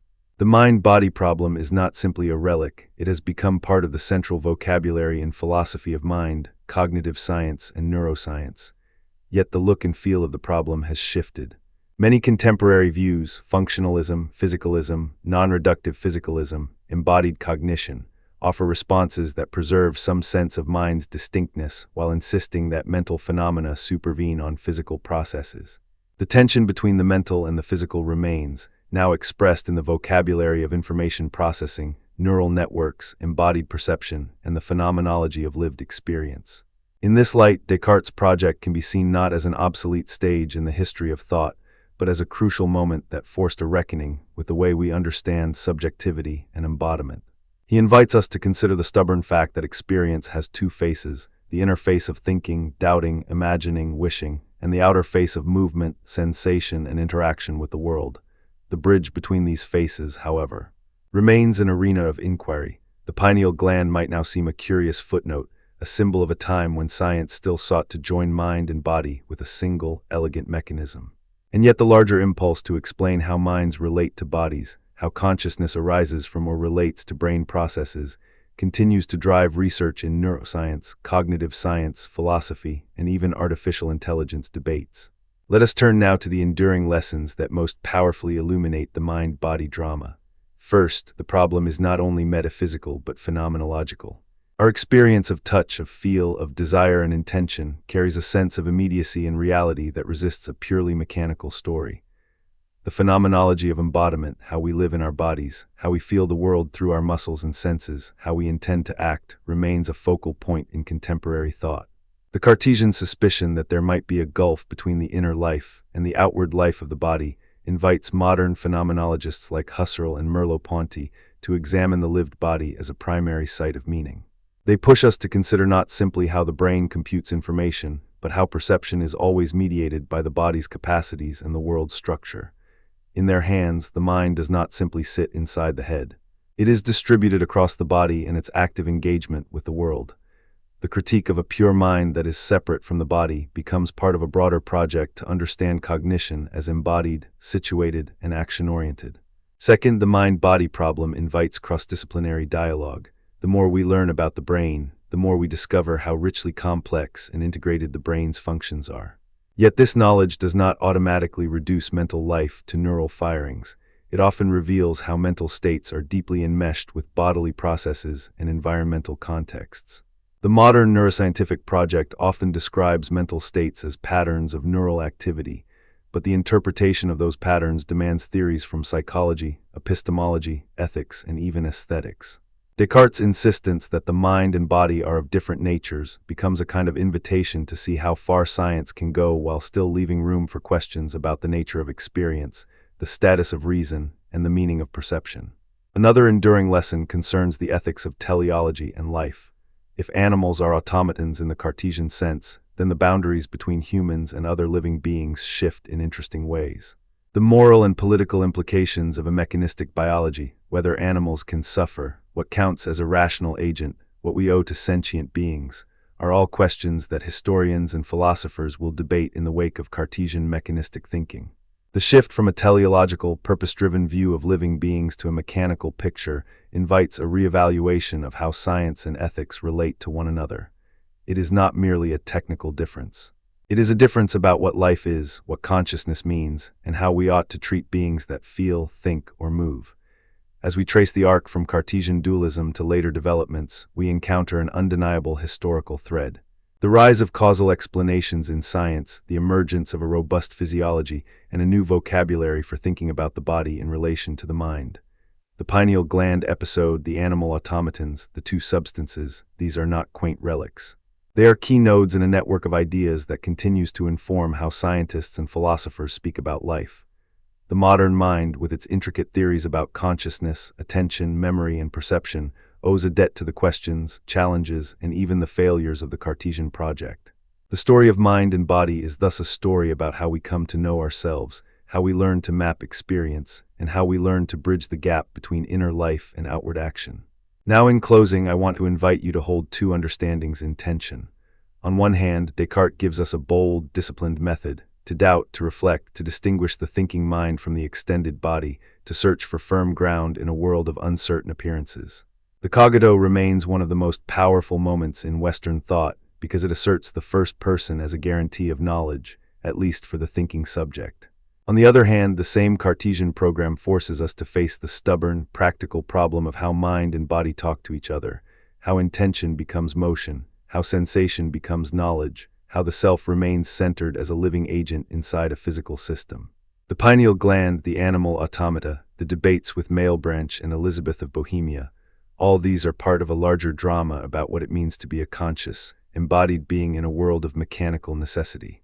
And yet the work does not end here. It continues in the modern era, where philosophers and scientists wrestle with similar questions in new idioms. Leibniz and Spinoza provide alternative visions that challenge or complement Cartesian dualism. Leibniz's pre-established harmony offers a framework in which the mind and body are coordinated without interchanging causal influence, while Spinoza's parallelism offers a vision of a single, unified order where mind and body reveal themselves as two aspects of a single substance. Both proposals push us to rethink causation itself when it appears across the boundary between the mental and the physical. In turn, contemporary discussions in philosophy of mind, cognitive science, and neuroscience push back against dualistic intuitions by offering theories that emphasize information processing, embodiment, and the dynamic coupling of brain, body, and environment. The classic Cartesian distinction remains a reference point for critique, a way of naming the persistent tension between what we think and what we do, between the inner capacity for reflection and the outer demands of locomotion and action. We would do well to hold in our minds a phrase from a later voice that helps us to see the long tail of these questions. A philosopher in modern times, building on the Cartesian tradition but removing the wooden scaffolding, might say something like this. We are not merely thinking beings trapped inside a body. We are beings whose thinking is shaped by bodily processes and whose bodily capacities are in turn shaped by the environment we inhabit. The mind's life, far from being a private theater cut off from the world, is an ongoing negotiation with the living world around us. And the body, far from being a mere passive instrument of a jousting will, is an active, adaptive system that participates in the field of experience more deeply than we often admit. Let us return to Descartes' own words not to close the discussion, but to remind ourselves where the conversation began. Cogito, ergo sum, I think, therefore I am. These words are not simply a slogan. They mark a moment when a thinker claimed that the most intimate, unquestionable certainty is prior to any claim about the nature of matter. And then he adds a second claim, not to overshadow the first, but to complicate it. The mind is a thinking thing, distinct from the body, whose nature is to extend in space. If we hear these lines as mere metaphysical curiosities, we may miss the larger impulse behind them. To put the mind into a position where it could be studied and understood in its own terms, before the brain and the body are exploited as mere resources of a mechanical doctrine. The real-world applications of these ideas begin to appear in the day-to-day life of medicine, physiology, and even education. The mind-body distinction gives birth to a new science of physiology, in which experiments can be designed to isolate the functioning of organs, measure the movement of nerves, and map the activities of the brain. It also serves as a cautionary tale about what science can claim to know. The caution to avoid collapsing mind into matter or matter into mind, to avoid picturing the laws of physics as the final word about what it means to feel, think, and be. The historical anecdotes, the debates with Malebranche, Elizabeth of Bohemia's pointed questions, and Descartes' pineal gland proposal are not merely footnotes. They are windows into a living conversation about what is most essential in human life. Thought, sensation, action, and the possibility of knowing. In modern times, our cross-references to Leibniz and Spinoza, to contemporary philosophy of mind, to the development of neuroscience, to phenomenology and cognitive science, are not simply about tracing a lineage. They are about how we can hold a double memory, that the human life is both a process of inner thought and a pattern of bodily movement, and that the bridge between the two, though it has never been wholly secured, continues to be a horizon we strive toward. The history of mind and body is not a straight line from a single genius to a perfected theory. It is a web of strains and influences that keeps tugging us toward a deeper understanding of what it means to be conscious, to be alive, to be a person in a world of motion and meaning. So as Descartes would have us do, let us pause and reflect. Let us examine the two doors again, res cogitans and res extensa. Let us consider the possibility that the mind's light shines upon the body, yet the body's shadows trick the eye of the mind. Let us remain attentive to the pineal gland and the idea of the seat of the soul, not as a final truth, but as a historical marker for a moment when human beings began to imagine how such a bridge could be built. Let us listen to the chorus of voices that followed, Malebranche whispering of God's ongoing orchestration, Elizabeth asking for clarity, Spinoza offering parallelism, Leibniz offering harmony. And let us keep in view the living, breathing fruit of this inquiry in our own time, the ways we think about the brain, the ways we conceive of the mind, and the ongoing attempt to understand how one side of us might be in touch with the other. To bring this back to the core of the section, I want to offer you a few cross-references to keep in view as you move through the broader landscape of philosophy of mind. First, contemporary discussions about the nature of consciousness and mental representation, how subjective experience relates to physical states, trace a direct lineage back to Descartes' insistence that mind and body belong to different kinds of substances, and to his search for a mechanism by which they might connect. This lineage is visible in debates over functionalism, physicalism, and non-reductive theories, all of which wrestle with whether mental states can be fully explained by brain states or if there is something irreducible about phenomenology, about the sense of what it is like to experience something. The Cartesian legacy lurks beneath such discussions, whether through explicit acknowledgement or through the implicit assumption that mental life has a particular kind of status unrelated to mere matter in motion. Second, cross-reference to Leibniz and Spinoza clarifies the range of options within early modern metaphysics. Leibniz's pre-established harmony offers a way to imagine a cosmos in which mental and physical orders are aligned without direct interaction. Spinoza's parallelism suggests a single, unified ontology where modal expressions of mind and body emerge from an underlying substance. Both respond to the interaction problem in ways that preserve certain features of the mind's integrity while ensuring that physical processes remain governed by natural law. These moves, one with a reliance on a divine order that sets up harmony, the other with a monistic insistence on a unity of substance, provide fertile ground from which later thinkers could develop new theories about causation, correlation, and the structure of reality. Third, the development of neuroscience as a discipline and the broader science of life provide a critical historical anchor for the mechanistic program that Descartes helped to inaugurate. The idea that the body is a machine, while the mind may bear a different kind of causal power, opens the door to an empirical study of nerves, muscles, glands, and the brain. Yet neuroscience also complicates the simple juxtaposition of mind and body. It reveals that neural processes do not simply transmit thoughts in a one-way street of causation. Rather, brain states are parts of large, dynamic networks in which attention, memory, perception, and action are deeply interwoven with motivational states and environmental context. The Cartesian distinction remains, but it evolves in light of new evidence and new theoretical frameworks. Fourth, phenomenology and cognitive science engage with the old problem in a way that brings attention to lived experience, embodiment, and the practical reality of action. The phenomenologists remind us that our experience of the world is not the same as a textbook's map of neural activity. They insist that to understand mind and body, one must begin with how things appear to us in lived experience, how we move through the world, how we perceive and act in real time, how we are guided by intent and sensation as a unity of experience.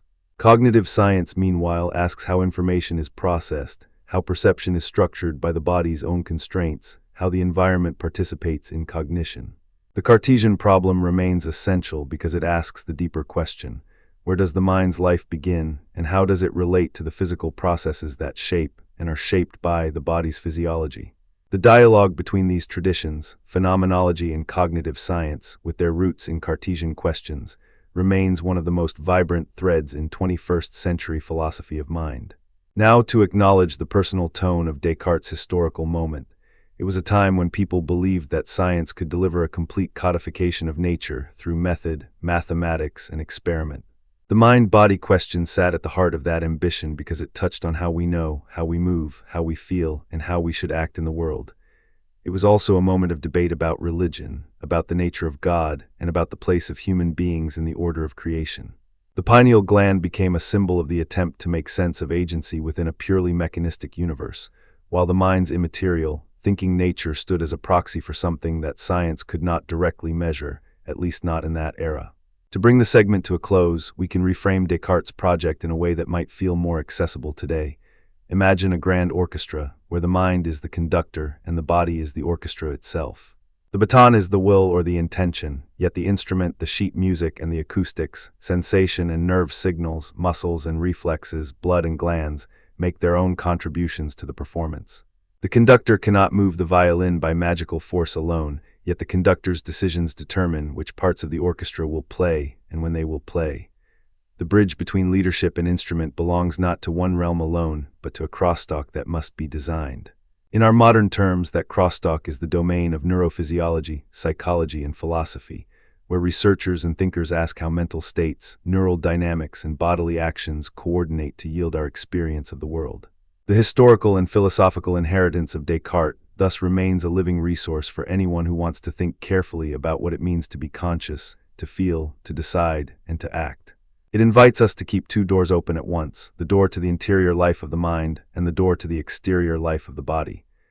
It invites us to see how a pineal gland could seem to be a hinge, how dualism could be both an explanatory tool and a source of persistent questions about agency, and how the world could be understood both as a machine and as a realm of experience. In the spirit of Descartes, let us close with a note of humility about what we can know and a note of curiosity about what we cannot. We know that we are thinking beings who experience the world through bodies that move and sense. We know that the mind and body belong to different kinds of substances, and that their union is mediated by a mechanism we may never fully illuminate. We know that the conversation with Malebranche, Elizabeth of Bohemia, Spinoza, and Leibniz remains essential precisely because it asks us to imagine how such unions might be real without collapsing into a single, simple account. And we know that the consequences of this inquiry reach far beyond the lecture hall and into the labs, clinics, and experimental studios where we learn how brains compute, how nerves transmit, and how life, in all its delicacy and complexity, unfolds. Let this be a meditation that respects the depth and texture of Descartes' project while also inviting ongoing examination. Cogito, ergo sum, this is the starting point, a reminder that there is a subject who thinks, a mind that questions, and a presence that endures. The body with its moving parts remains the field of action, sensation, and perception, the material stage on which the drama of life plays out. The mind-body problem is not a closed case. It is an invitation to keep asking, to keep testing, to keep refining our most basic assumptions about how we know what we know, how we feel what we feel, and how we are able to act with intention in a world that is as much constructed by our minds as it is given to us by our senses. This is the Cartesian invitation, to look, to ask, to doubt, and to wonder with a steady gaze toward the horizon of understanding that stretches out before us. Close the door softly, settle into the chair, and imagine a man alone in a sunlit room in the 1640s, the air thick with the scent of ink and something more elusive. The tremor of a mind asking whether anything at all can be known with certainty. The figure sits at a plain wooden desk, a candle burning, perhaps a stack of books bearing the weight of centuries of thought.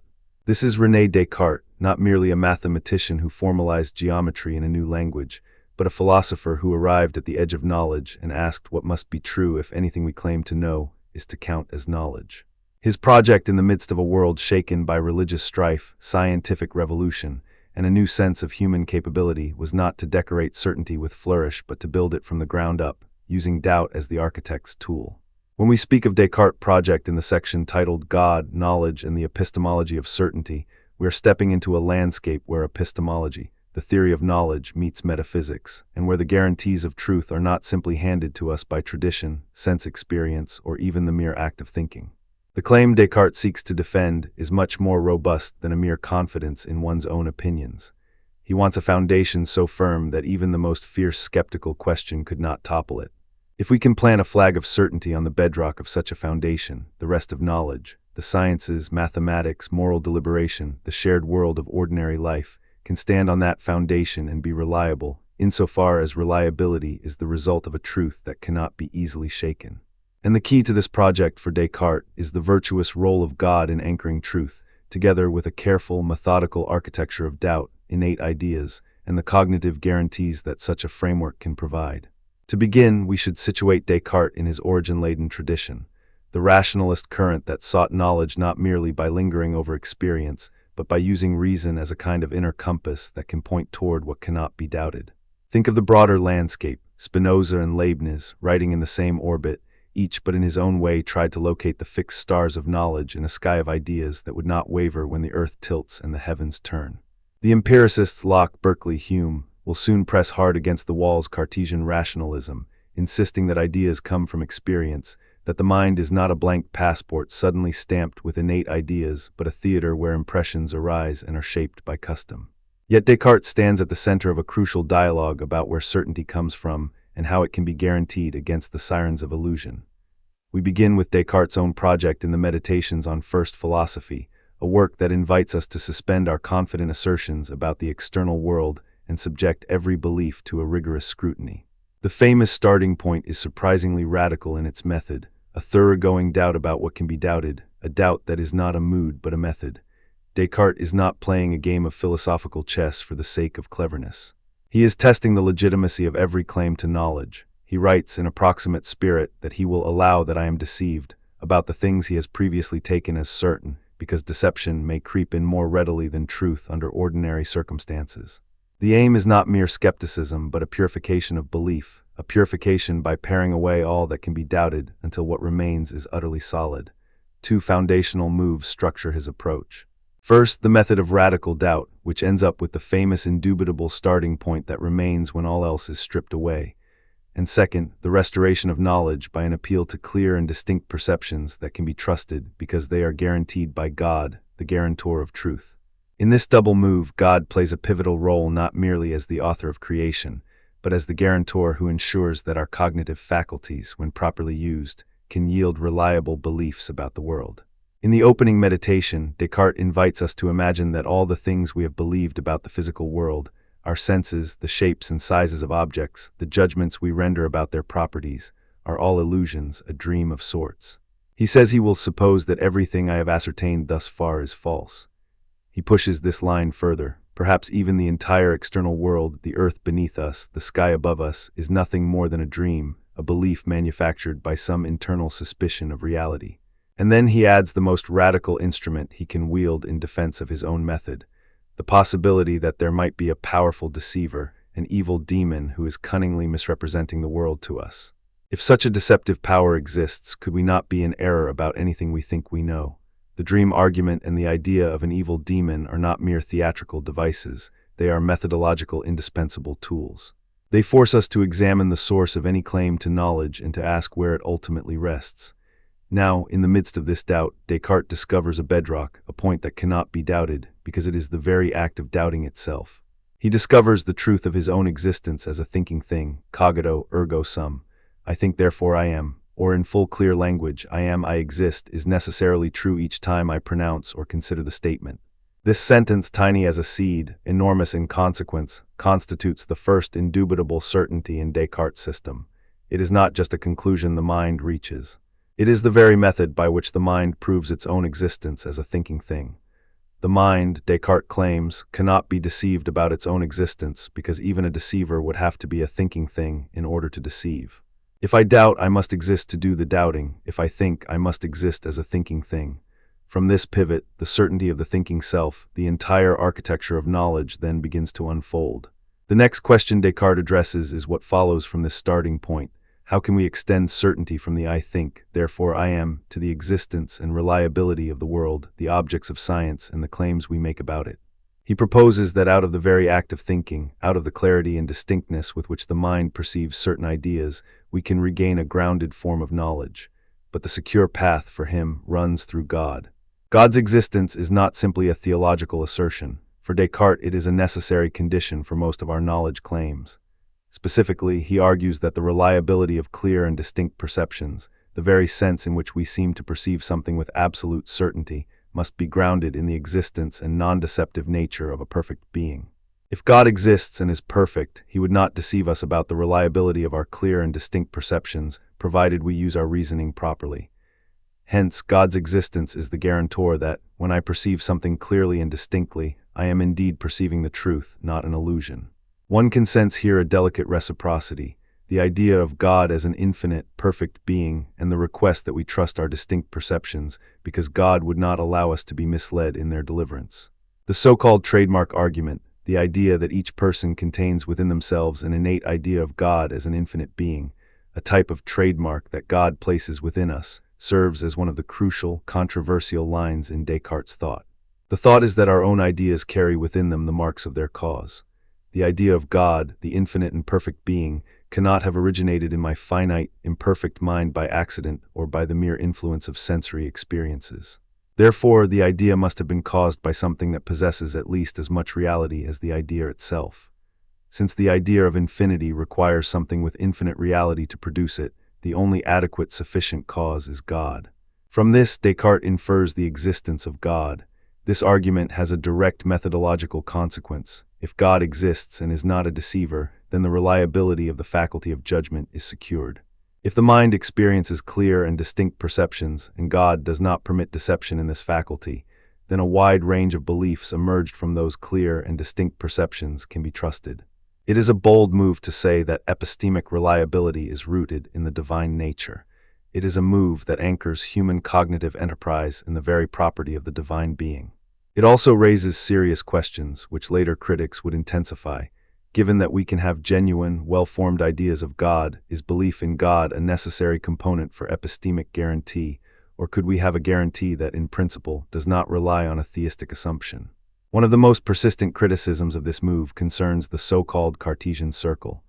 Descartes wants to establish the truth of clear and distinct perceptions in order to prove the existence of God, whose reality then guarantees the reliability of clear and distinct perceptions. But to establish the truth of the clear and distinct perceptions themselves, doesn't he rely on God's existence? The circle is traced with a careful hand. To know that God exists, Descartes relies on the trustworthiness of clear and distinct perceptions. To trust those perceptions as reliable, he invokes God's existence. The result is a charge that his justification is circular. The guarantee of truth rests on God, but the truth of God's existence rests on the trustworthiness of the very perceptions that God supposedly guarantees. The critique is not merely a pedantic complaint about a logical loop, but a fundamental worry about the legitimacy of starting points in a system that aims to guarantee knowledge. This leads naturally to two kinds of counterarguments that have occupied the conversation around Descartes' epistemology. The first concerns innate ideas themselves. Descartes insisted that certain ideas, especially the idea of God, the idea of mathematical truths, the idea of perfection, are innate. They are not derived from the senses or from occasional experience. Rather, they exist in the mind from birth as part of the mind's structure. The second concerns the strategic role of God in guaranteeing truth, which leads to the Cartesian circle. And third, as we move into later critical philosophy, a different kind of critique emerges. Kant's program, which will want to show that pure reason has field limits when it tries to justify metaphysical claims like God, immortality, or freedom, claims that Descartes would hold as the proper domain of rational assurance if properly grounded. Let us first address the innate ideas line. The early modern empiricists, especially John Locke and later David Hume, mounted a robust challenge to the claim that the mind is pocked with innate ideas. For Locke, the mind at birth is a blank slate, and all ideas come from experience, either sensation or reflection. The assertion that ideas of God or infinity pre-exist experience strikes empiricists as a claim that cannot be reconciled with the dataset of human minds across different cultures and around the world. Hume pushes the critique further. Even if we grant that we have some intrinsic capacities, the idea of necessary connection, the sense that cause must follow from effect in a universal law-like way, cannot be derived from any purely a priori insight into the world. The mind, on Hume's reading, does not have direct access to the external world via sturdy a priori structures. Rather, it forms beliefs by habit, custom, and the regularities perceived via experience. The objectivity of mathematical demonstration is a kind of success story, he would admit, but the leap from that to a guarantee of the external world's existence or to the unrestricted trust in clear and distinct perceptions remains unsettled. In this debate, Descartes' innate ideas serve as more than psychological fixtures. They function as epistemic anchors against the flux of sense experience, which can be deceptive. If there are ideas that cannot be traced to sensation but are nonetheless clear and distinct, the rationalist expects that these ideas provide a robust ground for knowledge about the world, mathematics, and God. The empiricists push back. If the ideas are not universally accessible through experience, how can they claim universality and necessity? The very concepts of universal necessity, mathematical truths, for instance, could, on a certain reading, be the products of the human mind's own structure, shaped by habit, rather than the imprint of innate, external reality. In reply, Descartes would insist that the truth of mathematical necessity comes from the inner light of reason, and from the clarity with which we perceive mathematical objects when we conceive them in intellectual intuition. He would insist that the mind masters pure ideas in a way that experience cannot grant, especially when the mind contemplates perfect circles, infinite quantities, or the perfection of God. The tension between innate ideas and experience would then be a defining clash in a larger drama about what the mind is capable of knowing a priori and what must be earned by trust in a divine guarantor. Turning to the second major counterargument, the Cartesian circle, one sees a problem that critics have pursued with care. If the only way to confirm the reliability of clear and distinct perceptions is to prove God's existence, and if the proof of God's existence rests on the reliability of clear and distinct perceptions, then the justification of the epistemic foundations becomes a circular argument. The circle is not merely rhetorical, it is a structural worry about how one obtains a firm foundation for knowledge. Can the mind be sure that clear and distinct perceptions are reliable without already relying on the existence of a non-deceiver God? Descartes would counter by arguing that the very act of clear and distinct perception provides a guarantee in the sense that, once you have a clear and distinct idea, you can separate it from any deceptive content that might be attached to careless sensory input.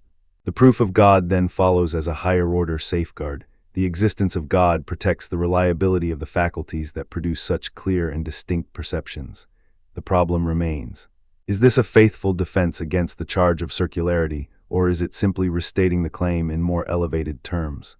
The debate has a long life in the history of philosophy because it touches the core of how justification works.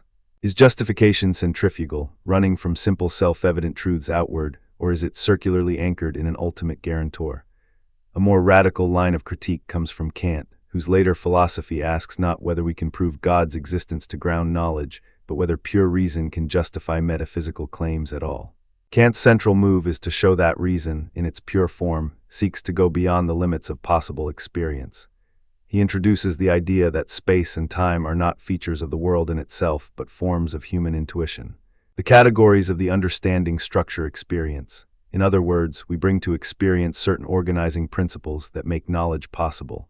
But these organizing forms do not themselves entail that the world as it exists independently of our minds contains such features. They are the necessary preconditions for the possibility of experience, not the content of experience itself. Therefore, the attempt to prove God, immortality, or freedom by pure reason, absent recourse to empirical content, lands us in a kind of impossible exceedance of the limits of reason. Kant's famous claim is that the basic transcendental questions exceed the scope of what pure reason can justifiably claim to know. They are useful regulative ideas for guiding inquiry, not objects of theoretical knowledge. In this way, Kant is not simply offering a refined critique of Descartes. He reframes the problem and denies the possibility of a rational guarantee anchored in pure reason alone. This is not the end of the story because Descartes' program still looks forward as a decisive moment in the rationalist tradition. The idea that knowledge might be grounded, not merely in sensory reliability, but in a combination of rational insight and divine guarantor, marked a turning point for both epistemology and metaphysics.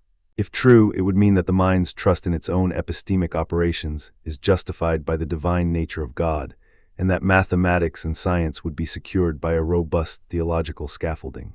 Yet the world of later philosophy will test the resilience of that scaffolding. The empiricist critique will insist that the mind's ideas arise out of sensory experience and habit. The rationalist critique in Kant will insist that the mind cannot justify metaphysical claims by pure reason. The discussion fractures into multiple lines of thought. The apologetic or theological defense of knowledge grounded in God, the more radical skepticism about the reliability of human cognition, the attempt to draw a firm boundary around what reason can justify, and the exploration of what it means to have any knowledge at all about the world beyond the self. Now, to weave the historical bedrock into the living texture of the argument, let's consider the actual historical moments that surrounded these debates. The 17th century was a time of intense intellectual exchange, and the epistemic foundations of knowledge became a topic that divided scholars, theologians, and philosophers. The Jansenians, named after Jesuit theologian Antoine Arnauld and others who defended Jansenist positions, engaged in fierce debates with Cartesians over epistemic foundations and the reliability of reason. Some Jansenians welcomed the project of proving God and knowledge on the basis of reason, but insisted that the Church's authority and the Christian revelation must regulate reason in a disciplined way. Others feared that the Cartesian program, by placing the guarantee of truth in the mind's inherent ideas and in a priori demonstrations, could lead to skepticism about revealed religion or threaten the stability of religious faith. The scholastic tradition also persisted in the form of late scholastic commentary, where the question of how knowledge is grounded intersected with the scholastic discussion of essence, existence, and the nature of truth as such. It is within this climate of competing authorities and divergent expectations that Descartes' arguments gained a public audience and were interpreted in widely divergent ways. A second historical anchor is the correspondence and intellectual environment surrounding Princess Elizabeth of Bohemia, a brilliant correspondent of Descartes who challenged him on mind-body assurance. Elizabeth is known for her penetrating questions about how the immaterial mind could exert causal influence over the material body. In her letters to Descartes, she pressed him to elaborate the mechanism by which the mind, which she treated as a non-extended substance, could produce motions in the body. Her questions are not merely technical. They strike at the heart of the reliability of the mind's judgments about its own body and its own body's relation to other bodies. The correspondence reveals a mind actively engaged with Cartesian theory, testing it against the lived reality of bodily experience and the moral life. Elizabeth's insistence on the problem of mind-body assurance pushes Descartes to clarify what, if anything, guarantees the unity and coherence of the self. and how far one can trust a mind that claims to be certain about the world, while also admitting the possibility that the body might mislead it, or that perception might be illusory. This is more than a footnote in the history of philosophy. It is a moment where the question of epistemic certainty becomes not only a theoretical issue, but a lived, intimate examination of the mind's trust in its own faculties. A third historical thread concerns the reception of the Cartesian circle and its place in post-Renaissance religious and philosophical debates.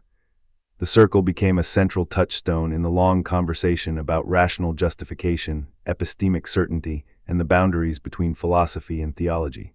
Some readers accepted the circle as a necessary, even obvious feature of any proof that seeks to ground knowledge in God as the guarantor of truth. Others rejected it outright, either because they believed it exposed a fatal flaw in Descartes' system, or because they found it philosophically unsatisfying to derive the guarantee of perception from the existence of a God who is thereby assumed in the justification. The debate extended far beyond the boundaries of Descartes' own writings and into the broader project of rationalism and religion in early modern Europe. The Cartesian circle thus becomes a metonym for a family of concerns about how reason and faith relate to one another in a world that is both scientifically transforming and theologically serious.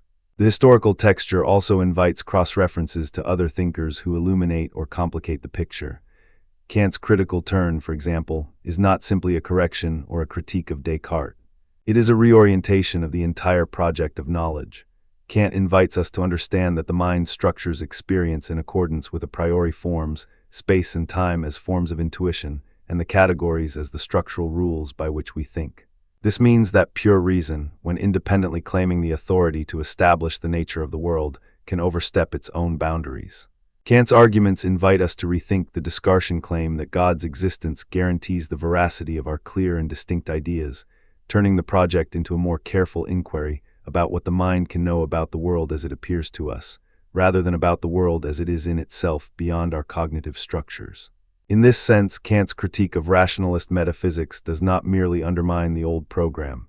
It recasts it as a reflection on the conditions under which any knowledge of possible experience can be secured. Hume offers a counterpoint in the other direction.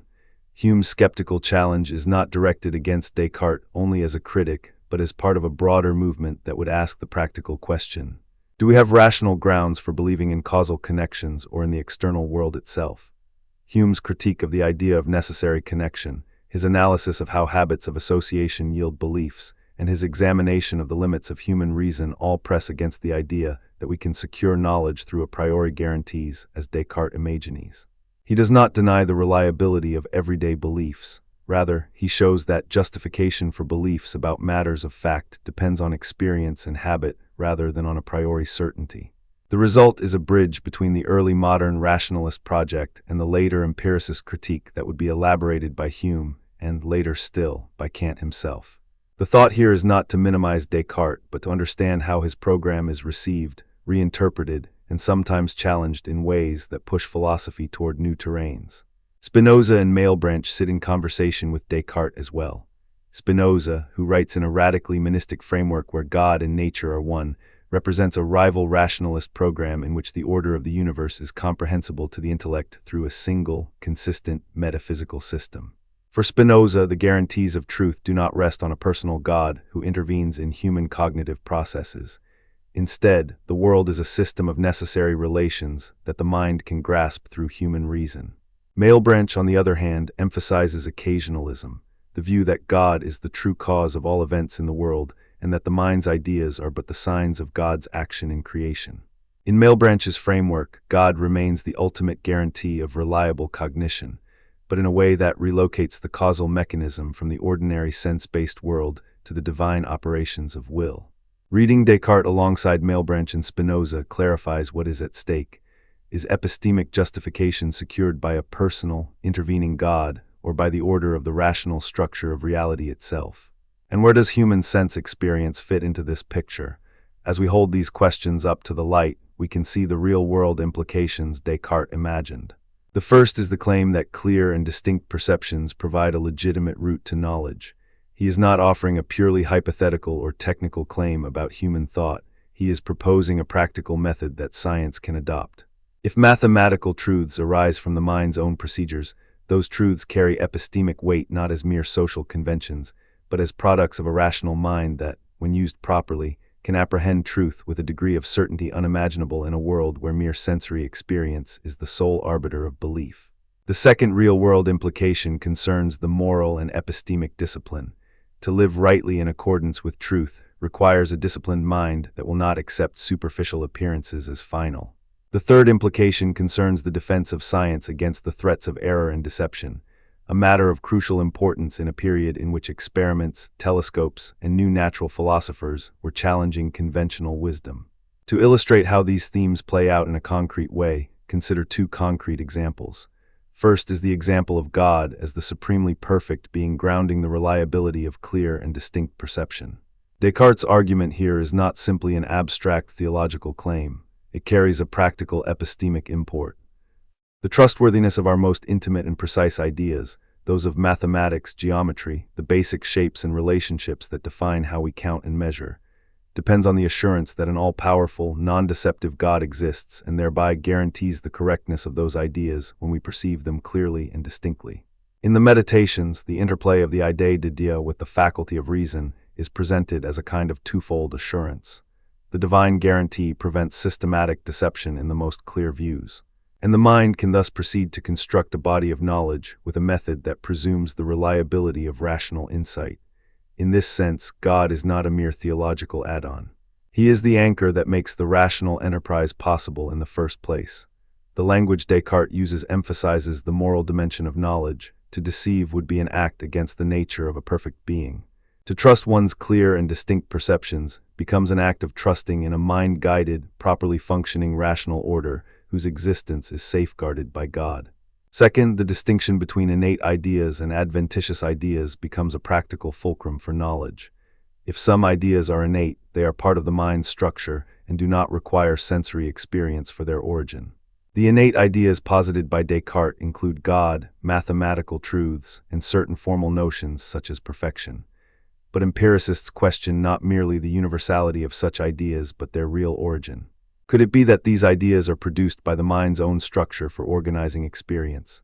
The empirical challenge asks for a robust explanation of how certain ideas can be both universal and necessarily true if they are not grounded in something that transcends any particular sense manifold. Descartes' response is that the mind's cognitive architecture includes a set of ideas that are not derived from the senses but from reason itself, an inner light that allows the mind to recognize necessity and unity in certain domains. The practical corollary is that science can be anchored in rational comprehension even when the data of experience are ambiguous or deceptive, but the empirical challenge remains. If innate ideas must be so central to knowledge, why do so many minds, languages, and cultures diverge in their grasp of these ideas? The debate about innate ideas thus becomes, in a practical sense, a debate about how faith and reason mediate their relationship to empirical inquiry. A third and crucial theme concerns the dream argument and the evil demon as methodological tools for radical doubt. The dream argument asks us to consider the possibility that what we take to be most real could be nothing but a dream state in which sensory experiences are never reliable. If we can hold to the possibility that even perception itself could lie to us, we are forced to examine the conditions under which any belief can be considered knowledge. The evil demon thought extends this approach by positing a powerful deceiver that operates with cunning and malice, to the extent of systematically deceiving the senses at every moment. The methodological point is not to embrace perpetual doubt as a goal, but to use it as a tool to strip away preconceptions and to identify beliefs whose justification is independent of the flux of sensory content.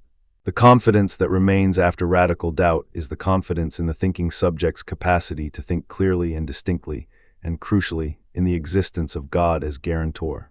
The dream argument and the demon hypothesis empower the mind to test itself against every possible source of error, and in doing so, to carve out a boundary line between what is epistemically secure and what remains suspect. As we move from the abstract scaffolding to the practicalities that influence everyday life, it is important to anchor the significance of Descartes' thought in real-world applications. For example, the insistence on clarity and distinctness in perception provided a methodological standard for scientific reasoning. The insistence that the mind's rational capacities can produce certain knowledge about mathematics and logic offered a robust model for the certainty that science would later demand in its demonstrations and proofs. The universal mathematical truths could serve as a template for confidence in the structure of human knowledge, even as empirical science would test and refine our understanding of the natural world. The method of doubt offered a disciplined approach to knowledge that demanded careful justification rather than comfortable assumptions. In the scientific realm, the discipline of argumentation that Descartes champions, systematic doubt adopted as a methodological posture, would influence subsequent philosophers and scientists who confronted error, illusion, and the fragility of human perception in the pursuit of truth. The dialogue with Descartes does not stop with certainty. The way his claims are read, contested, and reframed across time shapes how philosophers conceive knowledge today. In Kant's critical turn, for example, the question becomes not how to secure certainty about the external world per se, but how to understand the structure of knowledge that makes experience possible in the first place. Kant's ground for saying that knowledge claims must be tethered to the conditions of possible experience, a set of a priori forms and categories, reframes the issue that Descartes raised. The mind is not simply a vessel that receives the truth or falsehood of sensations. It is a co-creator of the structure by which we interpret phenomena. The guarantee of truth cannot reside solely in the mind's inner ideas nor solely in the external reality. It rests in a synthesis of rational structure and experience. If Descartes' program is to be understood as a prelude to this modern project, Kant's critique should be seen not as a denial of the value of the Cartesian attempt, but as a transformation of its aim. Not to prove God in order to guarantee all epistemic claims, but to understand how the mind's structures themselves regulate what we can claim as knowledge about the world we experience. We can also see the influence on Hume's empiricist turn, which emphasizes the limits of reason in grounding belief in causation and the external world. Hume's insistence that our belief in the world relies on habit and experience rather than rational deduction gives a counterweight to the project of absolute certainty. Hume's methodology asks whether the mind's ideas are forced into the shape of universal laws simply because they appear to be necessary, or because they have become habitual through repeated observation. In this light, the Cartesian dream argument and demon hypothesis appear to be early efforts to dramatize a radical skepticism that the empirical tradition would intensify and refine. The debate that arose from these claims, the tension between the rationalist hope to secure knowledge and the empiricist insistence on the primacy of experience, shaped the entire trajectory of modern philosophy. When we turn to the broader rationalist tradition, we can see the interwoven line from Descartes through Malebranche, Spinoza, and Leibniz. Malebranche's occasionalism offers a different solution to the mind-body problem. God is the true cause of all events, and the sense that the body interacts with the mind is a sign of God's continual guidance. This is relevant because it reframes what counts as epistemic certainty. Certainty is not secured by the mind alone, but through the alignment of mind, body, and divine action. Spinoza's monistic framework presents a rival path. Truth is accessible through the intellect's grasp of the order of God or nature, an order that is rationally knowable by the mind because it mirrors the necessity of the divine nature. Leibniz's own best of all possible worlds philosophy offers a mathematical rationality about contingency and possibility that shares with Descartes the faith in reason's power to illuminate the structure of reality. The broad family of rationalist thought, then, is a conversation about the place of divine grounding in the life of knowledge, the role of mind in shaping the world, and the perennial question of whether certainty resides in our cognitive apparatus or in the world's own rational order. As we have traced the arc of Descartes' argument, its opening with radical doubt, the discovery of the thinking thing, the idea of God as the guarantor of truth, the innate versus adventitious ideas, the dream argument and the evil demon as methodological devices, and the contentious Cartesian circle, we come to see more than a single philosopher's program. We see a historical moment that asks how humans can know anything with confidence at all, given the fragility of the senses and the possibility of deception. Descartes' insistence on the possibility of certainty through reason, anchored in the divine, invites us to consider what it would mean for knowledge to be secure in a world where belief and practice are always subject to revision in the face of new evidence, experiences, or interpretations. The idea that God serves as the guarantor of truth carries with it both a moral and an epistemic dimension. It binds truth claims to a standard of goodness that would not permit deception in the most central claims about reality. To bring the primary voice into this dialogue, consider the direct, sometimes stark language with which Descartes expresses his methodological commitments. In Meditation as he objects to the trust we place in senses that deceive, he says in spirit that he would reject all that has not stood the test of rigorous doubt. He writes that he will proceed with caution and by testing every belief in the light of clear and distinct perception. The motto runs through the entire enterprise: clarity and distinctness constitute the compass of the mind. In meditation II, the fundamental insight, I think, therefore I am, emerges, a proof of the self that is so simple and so powerful that it becomes the keystone of all subsequent argument. In meditation III, the causal argument for God's existence unfolds. The mind's awareness of the idea of God as an infinite being could not be produced by finite, imperfect faculties. Therefore, the cause must be something that has as much reality as the idea itself. And then in the same meditation, Descartes says more or less that God is not a deceiver, which is crucial for the long chain of reasoning that follows. He writes in essence that God's goodness and perfection guarantee the reliability of our clear and distinct perceptions when we use them rightly. This sequence of claims, doubt, the cogito, the innate idea of God, the divine guarantee, constitutes the backbone of his program, and for many readers, a turning point in the history of epistemology. This is not merely a historical or abstract problem. The ideas in Descartes' framework have measurable, practical repercussions for how we think about knowledge in the modern world. The insistence on the mind's capacity to know something with absolute clarity influences how we think about mathematics, physics, moral philosophy, and even political theory. The belief that the mind can, by its own rational power, reach stable ground away from the mists of sensation is not simply a puzzle about whether we can know something. It is a claim about what counts as responsible inquiry. If the mind can, in principle, attain certainty in some domains, then science has a robust model of justification to pursue, with the expectation that such justification can be supported by firm reasons rather than merely by tradition or by the authority of language and custom. The Cartesian project, in this sense, is a bold wager about human cognitive possibility, that we can, by a disciplined method, secure a kind of knowledge that is not easily dissolved by skepticism. Two counterarguments stand as invitations to further reflection. The first, the empiricist challenge to innate ideas, remains a live issue. If our concepts about the world are largely shaped by experience, language, and habit, the claim that the mind carries pre-existing, universal ideas about God, mathematics, or perfection becomes suspect. The second, the Kantian critique of the limits of pure reason, asks whether any epistemic guarantee can be secured without an appeal to the conditions of experience. Kant's position does not reject the rationalist impulse outright. Instead, it reframes the problem. What reason can know is constrained by the human modes of understanding, which shape the very objects of knowledge. And this reframing has the effect of transforming Descartes' original problem into a broader, more nuanced inquiry about the nature of knowledge, its source, its limits, and its conditions of possibility within a rational, moral, and scientific life. The third counterargument, the so-called radical post-Kantian critique that questions whether any pure reason can adequately justify metaphysical claims, further broadens the debate. It asks whether it is reasonable to expect that it is possible to guarantee God, immortality, or freedom in the way Descartes thought possible, given the power of human reason and the structure of experience.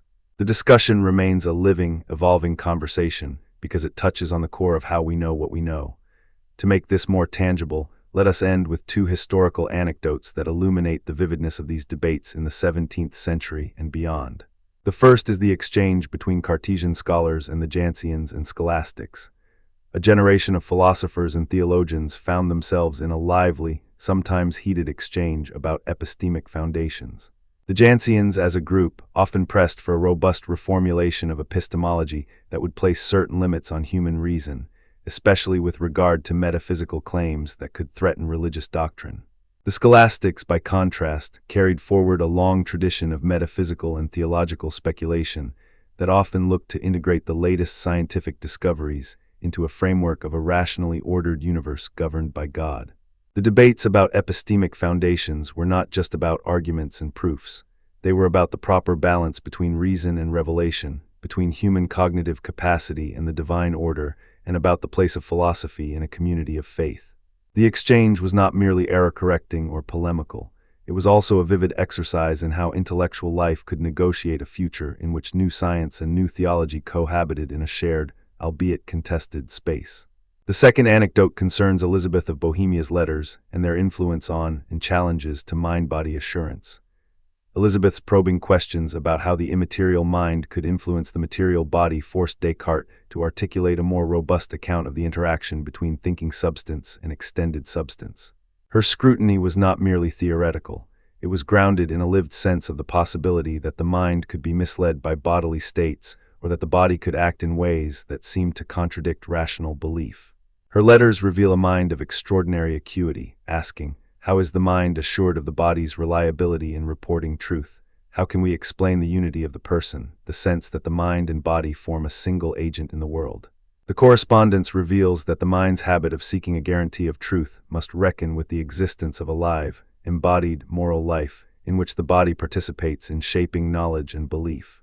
The engagement between Elizabeth and Descartes is a landmark moment in the history of philosophy, because it demonstrates how the problem of epistemic certainty is not an abstract puzzle, but a lived problem that engages questions about health, moral life, and the relationship between mind and body in a real human life. In sum, Descartes' project in God, knowledge, and the epistemology of certainty is a bold attempt to secure the certainty of knowledge by rooting it in a precise methodological program. It is a program that begins with radical doubt, discovers the undeniable truth of the thinking self, and moves toward a proof of God that can thereby guarantee the reliability of our clear and distinct perceptions. It offers a powerful defense of the rationalist conviction that reason is not merely a servant of sense experience, but a legitimate source of knowledge in its own right.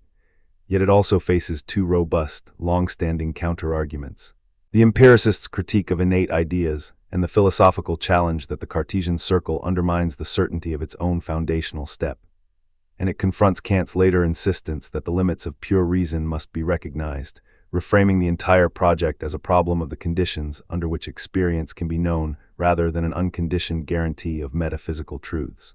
The historical context, Jansenist versus Cartesian debates, Elizabeth's challenging correspondence, and the reception of the Cartesian circle adds texture and life to the argument, reminding us that these questions were not sealed in a solitary study, but contested in the world of scientific discovery, religious reform, and the evolving practice of philosophy.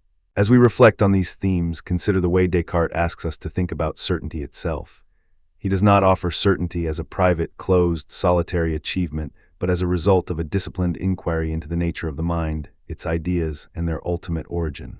He binds epistemology to a metaphysical claim about God's nature and existence, a move that places the mental life within a moral frame.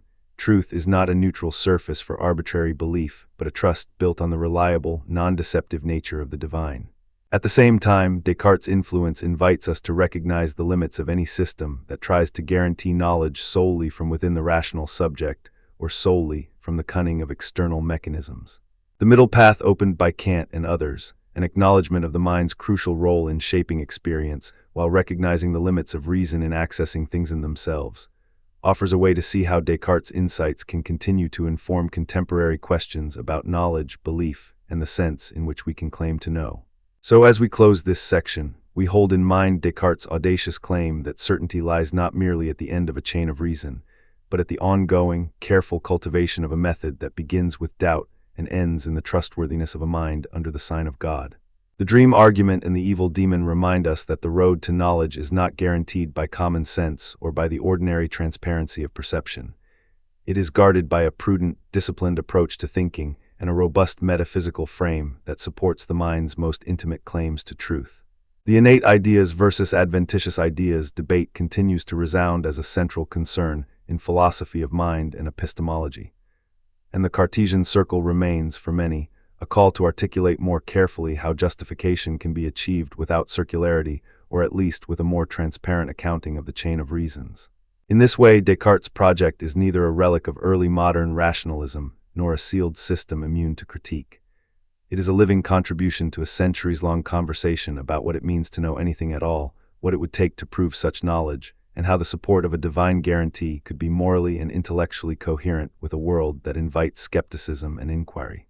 It invites us to examine the deep structure of our beliefs, to ask which beliefs rest on the trust we place in our cognitive faculties, which rest on the authority of revelation, and how we might harmonize the demands of reason with the fruits of science in a world that remains both a creation of mind and a mandate for truth. The dialogue is ongoing, and in listening to Descartes speak across the centuries, we hear both his voice and our own curiosity echoed back to us. The desire to secure knowledge, to trust what can be clearly seen, and to ask responsibly whether the ground beneath our most cherished beliefs is as firm as it must be if we are to call them knowledge at all. This is the enduring challenge of the epistemology of certainty, a challenge that Parisian salons and university rooms, royal courts, and the quiet study of a philologist in our own time all continue to inhabit. And as the candle burns low, we might take with us the sense that a mind, well-ordered, seeks not simply certainty but truth that can stand the test of time, truth that, if it is to count as knowledge, must bear the mark of a reality robust enough to bear responsibility, and a ground strong enough to endure the trials of doubt and inquiry that characterize the human pursuit of understanding. It is easy to forget, after the long shadow Descartes casts, that the influence of his thought did not stop at a tidy handoff from a single epoch to the next. He stood at a hinge in the history of ideas, the door opening onto a landscape both dazzling and destabilizing. A landscape in which certainty could be sought with mathematical rigor, yet where the limits of what could be known, what could be explained, and how one should live with those explanations became the central questions of philosophy, science, and even ordinary sense-making. In this segment, we turn toward the currents that followed Descartes, the currents that he helped to release into the world, and the ways in which his legacy has persisted, fractured, and reabsorbed into new forms of inquiry. We will ask what Descartes achieved that earned him a durable prestige, and what critics and successors have found lacking or misleading in his program.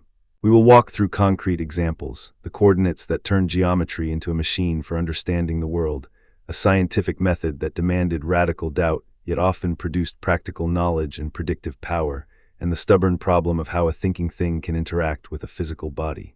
We will also move through historical episodes, the dramatic dissemination of the discourse on method, the curious social world of the Dutch Republic in which Descartes lived and wrote, the salons, the letters, and the exchanges that shaped his ideas, and we will keep returning to the living conversation with figures such as Leibniz, Spinoza, and Kant, as well as the skeptical and empiricist voices of Hume, who would press his claims to their breaking points. And all the while we will be listening for the primary sources, the words that Descartes left behind, the moments where his method and his conclusions were most explicitly stated, and the occasions when they were tested, contested, and revised. To begin with, let us anchor our exploration in the origins of the Cartesian project. Descartes did not emerge from nowhere. He was formed in an era that demanded a new way of knowing. The scientific revolution had already begun to unsettle inherited authorities. Galileo had shown that nature could be described with mathematics, that observation could reveal patterns previously unseen, and that the old trust in received authority had to be subjected to disciplined doubt. In that atmosphere, Descartes proposed a program that began with the claim that certainty must be built from foundations that cannot be doubted. His strategy was not a negation of the sciences already in motion. It was a reconstruction of how we come to know, how we justify claims about the world, and how we distinguish between what surely belongs to the thinking mind and what belongs to the extended, physical world described by mechanics. The core move is famous, infamous, and endlessly debated: methodical doubt. Consider the aim. If any belief could be a victim to skepticism, if even the senses could deceive, if the visible order of the world might be a dream or a deception by a powerful, malevolent demon, what could remain certain? Descartes answers there is a domain of clear and distinct ideas, things so self-evident to the mind that, once grasped, they cannot be doubted. The most famous of these is the cogito. Not merely a clever trick of introspection, but a foundational claim. I think, therefore I am. The act of doubting or thinking guarantees a thinking thing's existence, at least as a subject of experience. This is, for him, not a mere trick of language, but a genuine epistemic bedrock. The mind, the res cogitans, is known directly by inward certainty, while the body and the external world, though they may be real, must be justified through demonstrations that begin from the mind's sure, clear ideas. The famous short phrase cogito ergo sum encapsulates a turn towards subjectivity as the ground of knowledge. From this insistence on inward certainty, Descartes builds a broader architecture, a system in which mathematics becomes a model for the sciences because it offers a paradigm of precision, clarity, and universal applicability. This is where one of the most transformative outcomes of Cartesian thought emerges. Analytic geometry, Cartesian geometry, the coordinate system. Before Descartes, geometry and algebra were two tracks that spoke a common mathematical language only with difficulty. Descartes devised a way to translate geometric problems into algebraic equations and to render algebraic expressions into geometric curves. The line between algebra and geometry is dissolved by the coordinates, the x and y axes that allow any shape, any curve, to be understood as the locus of points whose relationships are captured by equations.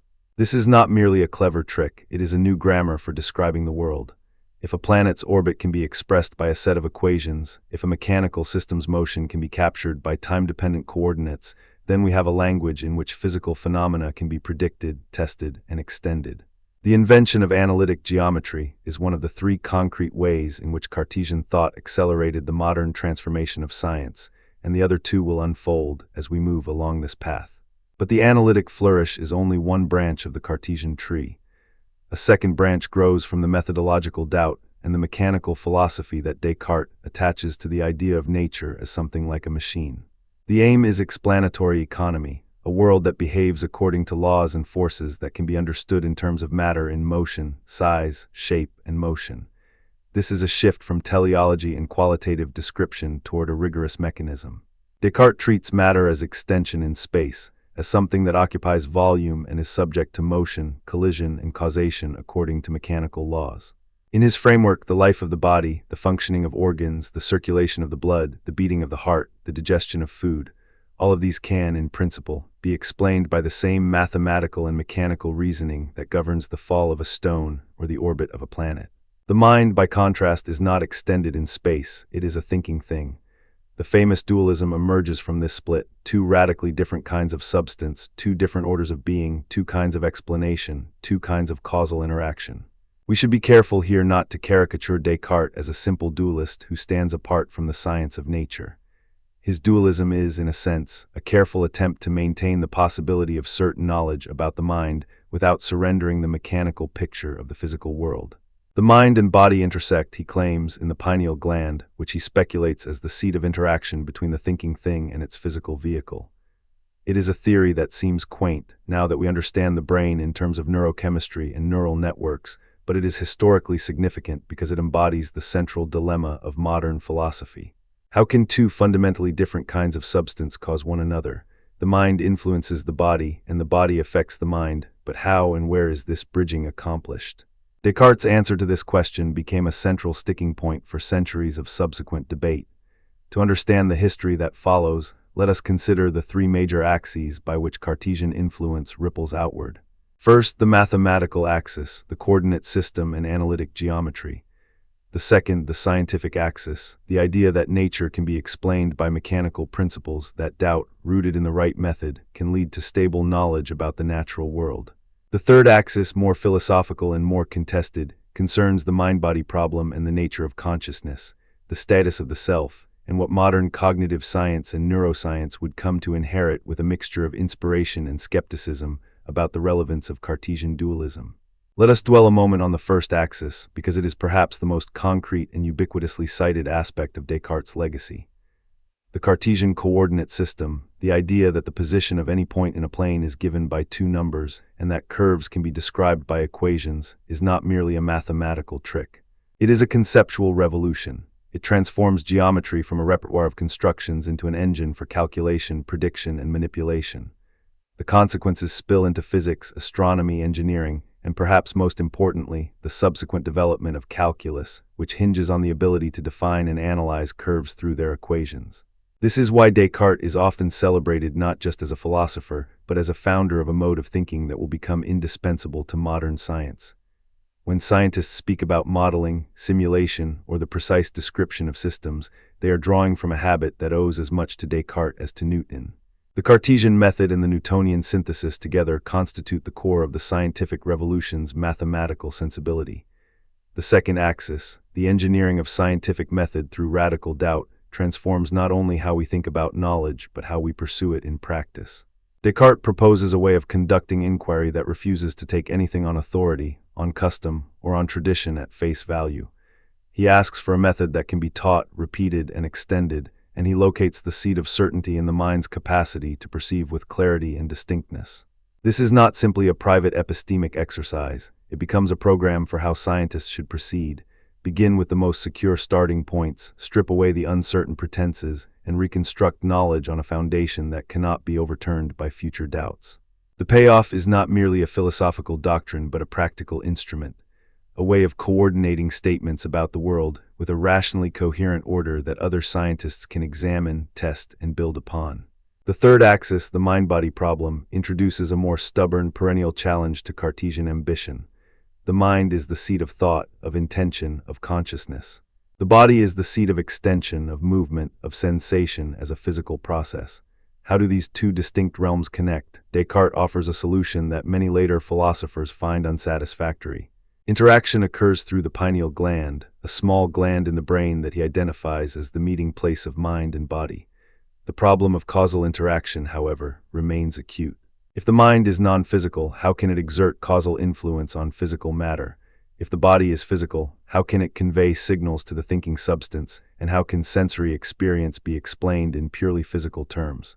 This is the heart of the so-called mind-body problem, and it becomes a touchstone for later debates in epistemology, metaphysics, and cognitive science.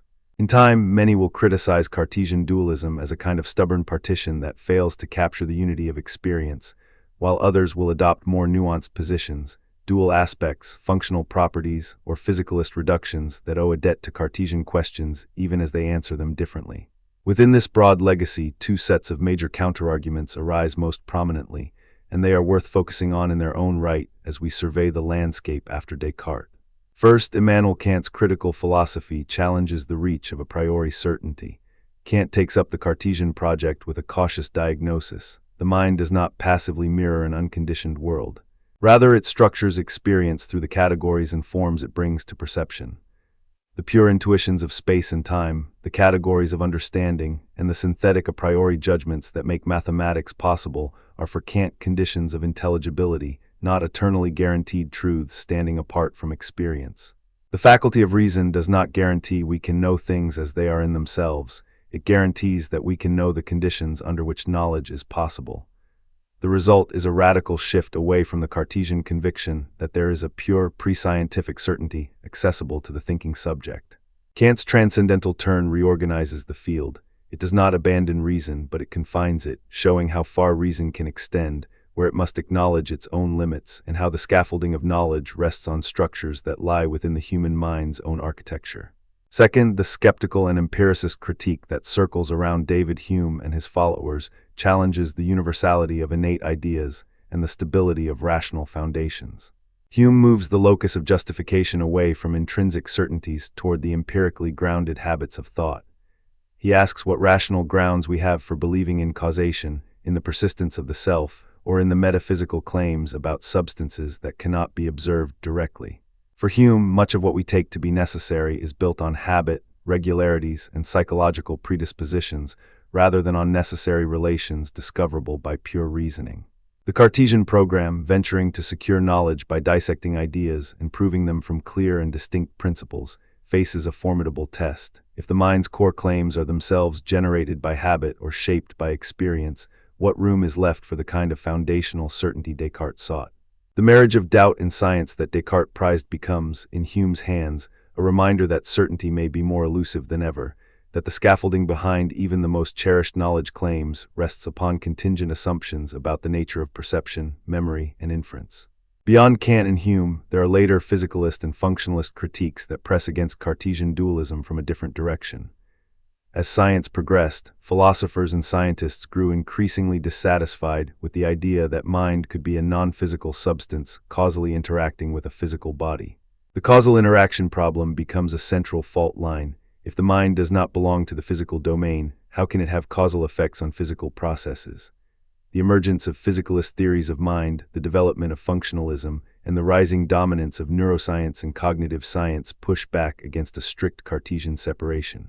The brain, they argue, is the organ of mind, and mental states are best understood as brain states or as functional states realized in physical systems. Some philosophers, like Gilbert Ryle in a famous turn of phrase, lampoon Cartesian dualism as a ghost in the machine, a way of thinking that locates consciousness in a mysterious, disembodied entity rather than in the ordinary physical processes of the nervous system.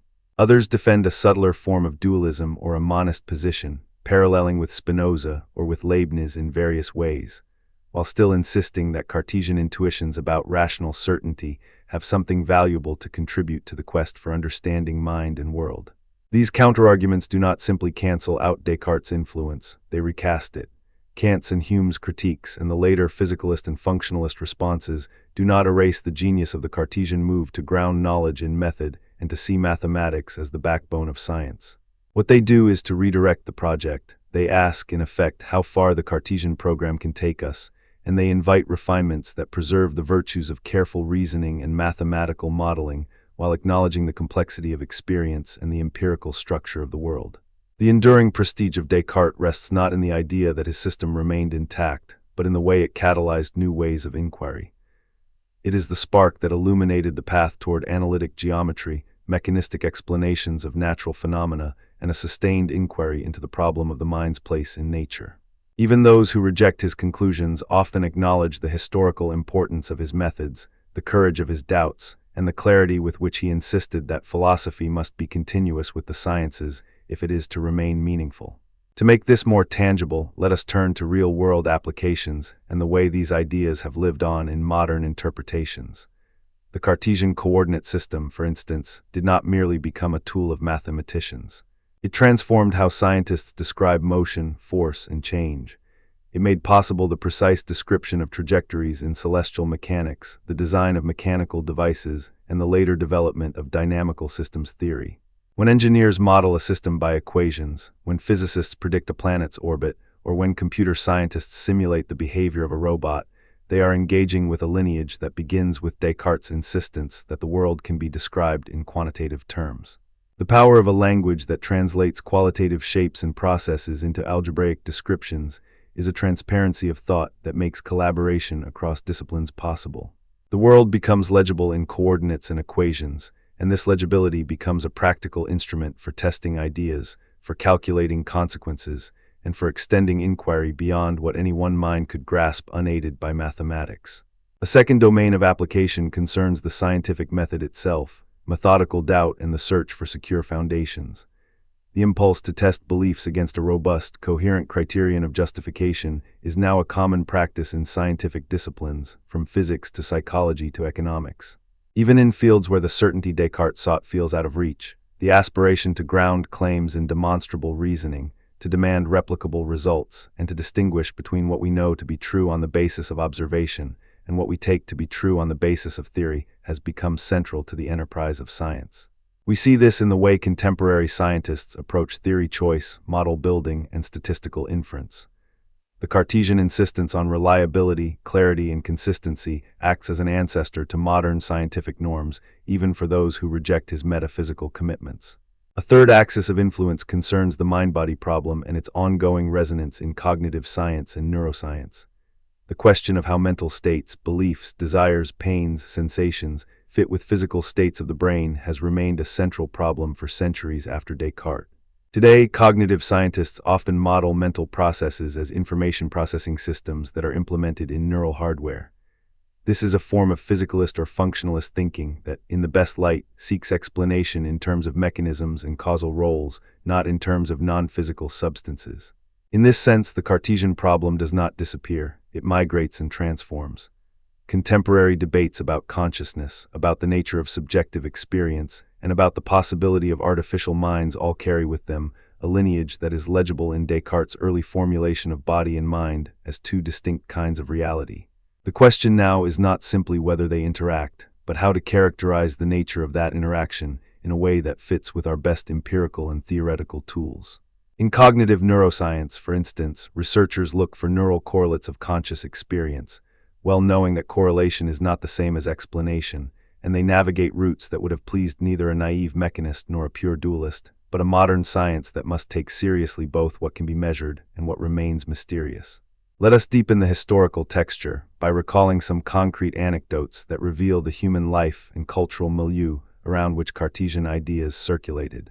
The first anecdote concerns the publication and reception of the Discourse on method. Descartes wrote this short, compact treatise to lay out his method for acquiring knowledge, a method designed to replace the scholasticism of his teachers with a rational, self-contained, and universal discipline. The Discourse appeared in 1637, in Latin, with a preface that claimed the author was engaged in doing something new, something that would rid philosophy of the errors of the past and place the sciences on a new footing. The text had an enormous afterlife, its tone and structure, part personal confession, part programmatic manifesto, part mathematical demonstration, made it accessible to educated readers across Europe and beyond. It encouraged others to adopt the Cartesian method, to test ideas against the rigorous criterion of clarity and distinctness, and to insist that the mind could voyage outward by deploying reason in a way that was disciplined, reproducible, and provident. In this sense, the Discourse did more than present a philosophical system. It seeded a culture of rational inquiry that would help shape the early modern scientific community. It also sparked controversy, for it challenged the authority of traditional scholastic philosophy and the theological underpinnings of medieval and early modern natural philosophy. It dared to separate the arena of human reasoning from the Church's interpretive monopoly in some domains, and this provoked fierce debates among theologians and philosophers alike.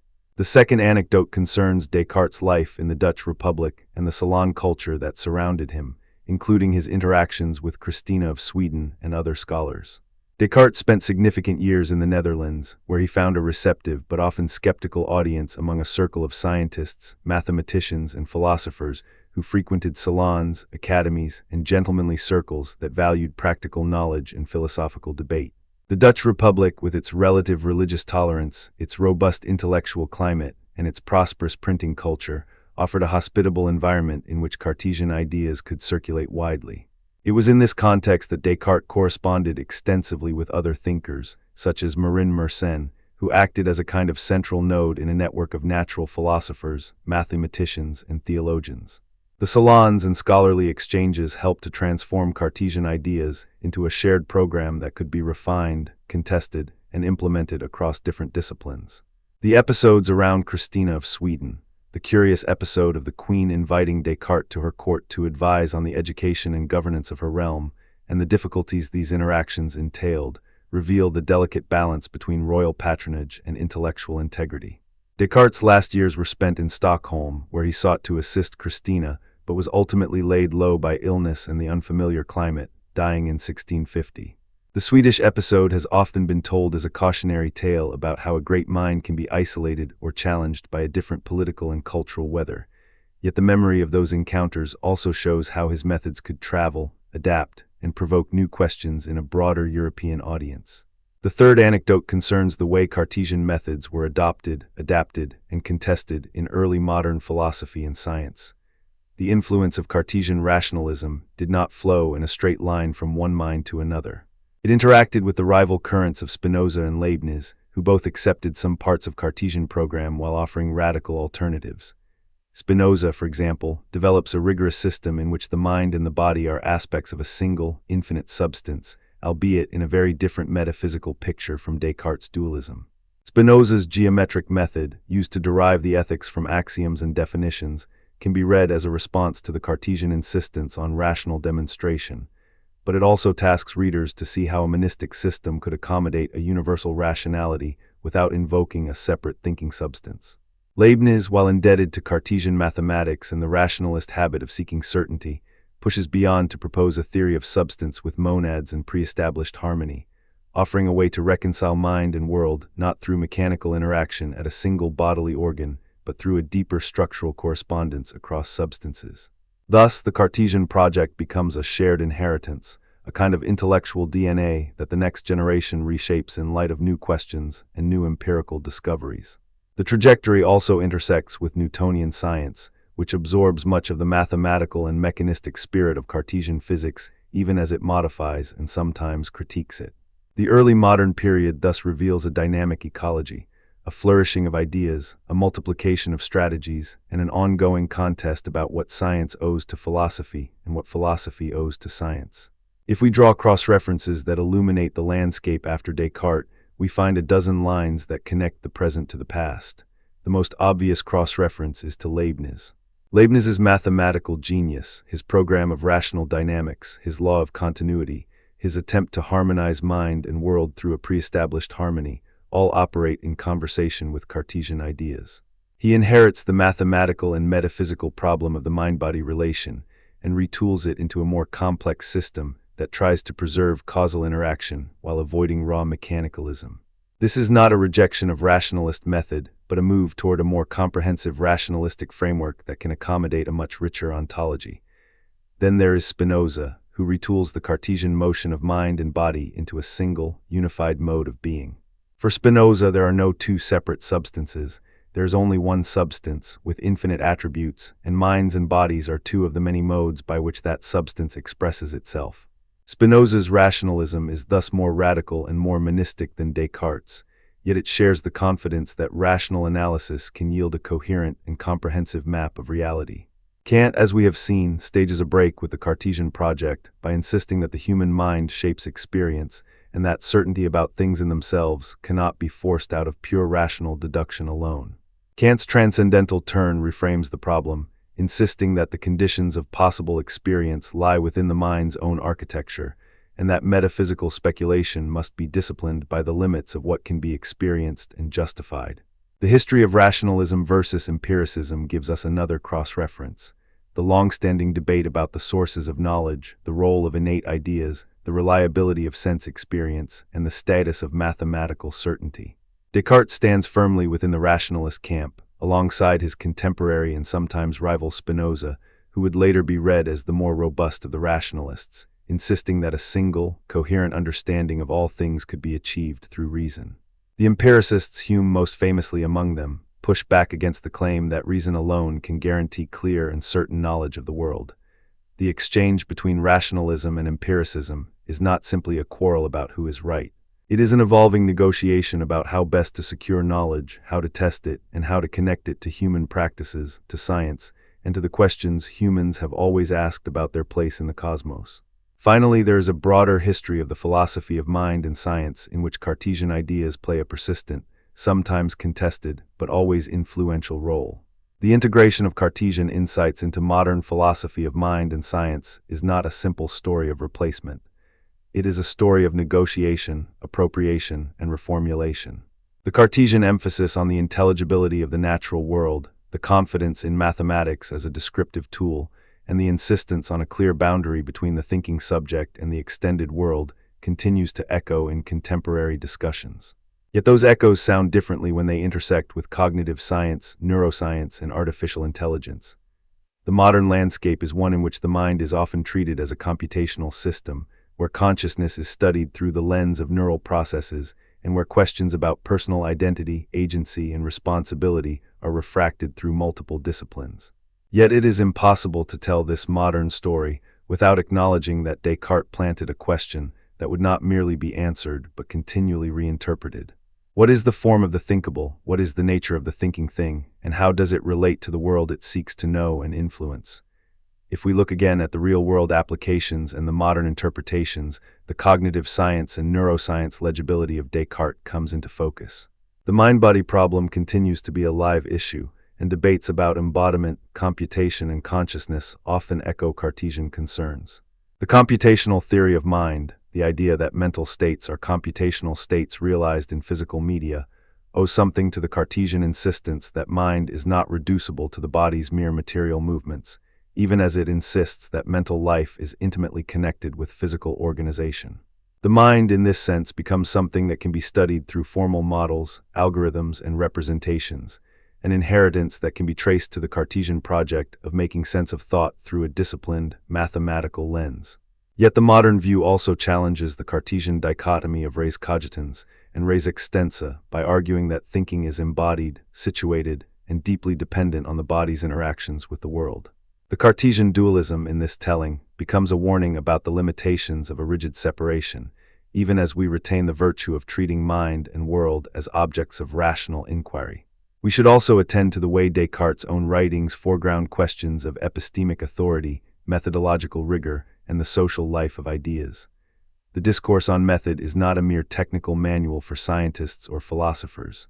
It is a narrative about how to live a life of thoughtful doubt, a life devoted to the search for truth even in the face of uncertainty and fear of error.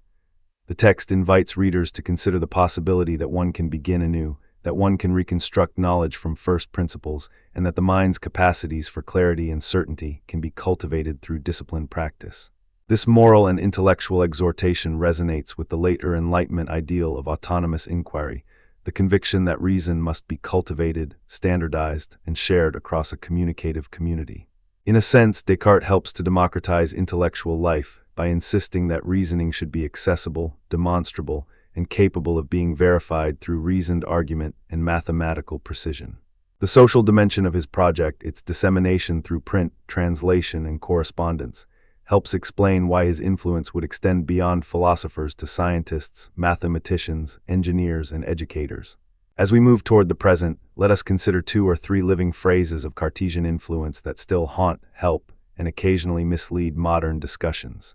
The first is the appeal to a priori certainty, which continues to animate debates about mathematical truths, logical foundations, and the reliability of reason in science. The second is the mind-body distinction, which remains a touchstone for the philosophy of mind and for debates about consciousness and personhood. The third is the power of a mathematical or logical framework to organize scientific inquiry. Modern philosophers and scientists often speak in terms of models, representations, and computations, the vocabulary Cartesian in spirit, even when the content has diverged from Descartes' metaphysical commitments. Each of these threads must be engaged critically. One must recognize the strengths of the Cartesian approach, its demand for rigorous justification, its insistence that mathematics be the mother tongue of science, while also acknowledging its limitations and blind spots, including its tendency to reify mind as an entity apart from the body and its reliance on a particular metaphysical picture of substances. To illustrate some of these complexities with concrete quotations from primary sources, we can recall Descartes' own most famous maxim, cogito ergo sum. This line is not merely a slogan. It marks a methodological commitment. It asserts that the act of thinking is a present, undeniable act that confirms the existence of a thinking thing. It is a claim about what can be known immediately and with certainty, not something that is derived from sensory experience or from the observation of external objects. It is a normative claim about the order of justification. If you want to begin to reconstruct knowledge from the ground up, begin here, with the thinking self, which cannot be doubted in its own act of reflection. It is in that sense both intensely personal and profoundly universal, a sentence that describes something accessible to any thinking being. The phrase belongs to a broader argumentative arc that culminates in the Meditations, in a system of knowledge that starts from the certainty of the thinking self and proceeds to argue for the existence of God, the external world, and the rational structure of the world. The structure is elegant in its simplicity, a small, secure wedge inserted into an enormous, challenging edifice, a wedge capable of opening doors to a mechanistic and mathematical account of nature, but also a wedge that opens up new disputes about the nature of mind, the possibility of interaction, and the ultimate ground of knowledge.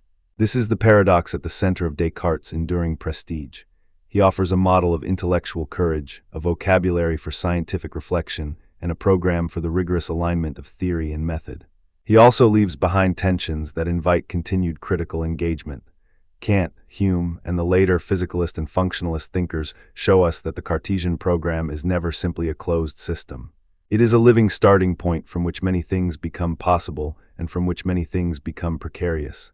His historic role is not to provide us with flawless answers, but to insist on a demanding standard for asking questions. The questions Descartes raised about the certainty of knowledge, the legitimacy of a thinking principle, the mathematics of the natural world, and the problem of mind and body are questions that keep returning, in new guises, to the conversations of philosophers and scientists. To conclude this segment, we can frame Descartes' legacy as a complex, iterative inheritance. He laid down a set of commitments, that knowledge should be grounded in clear and distinct ideas, that mathematics offers a universal language for science, that nature can be explained in mechanistic terms, and that the mind occupies a peculiar but central position in the order of being.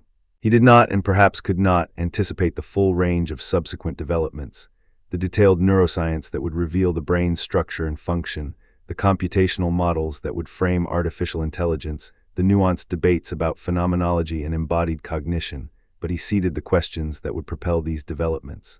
His 3 major contributions, the analytic geometry that reshaped mathematics and science, the methodological doubt and mechanical philosophy that shaped modern scientific inquiry, the mind-body problem that continued to engage cognitive science and neuroscience, are not simply historical curiosities.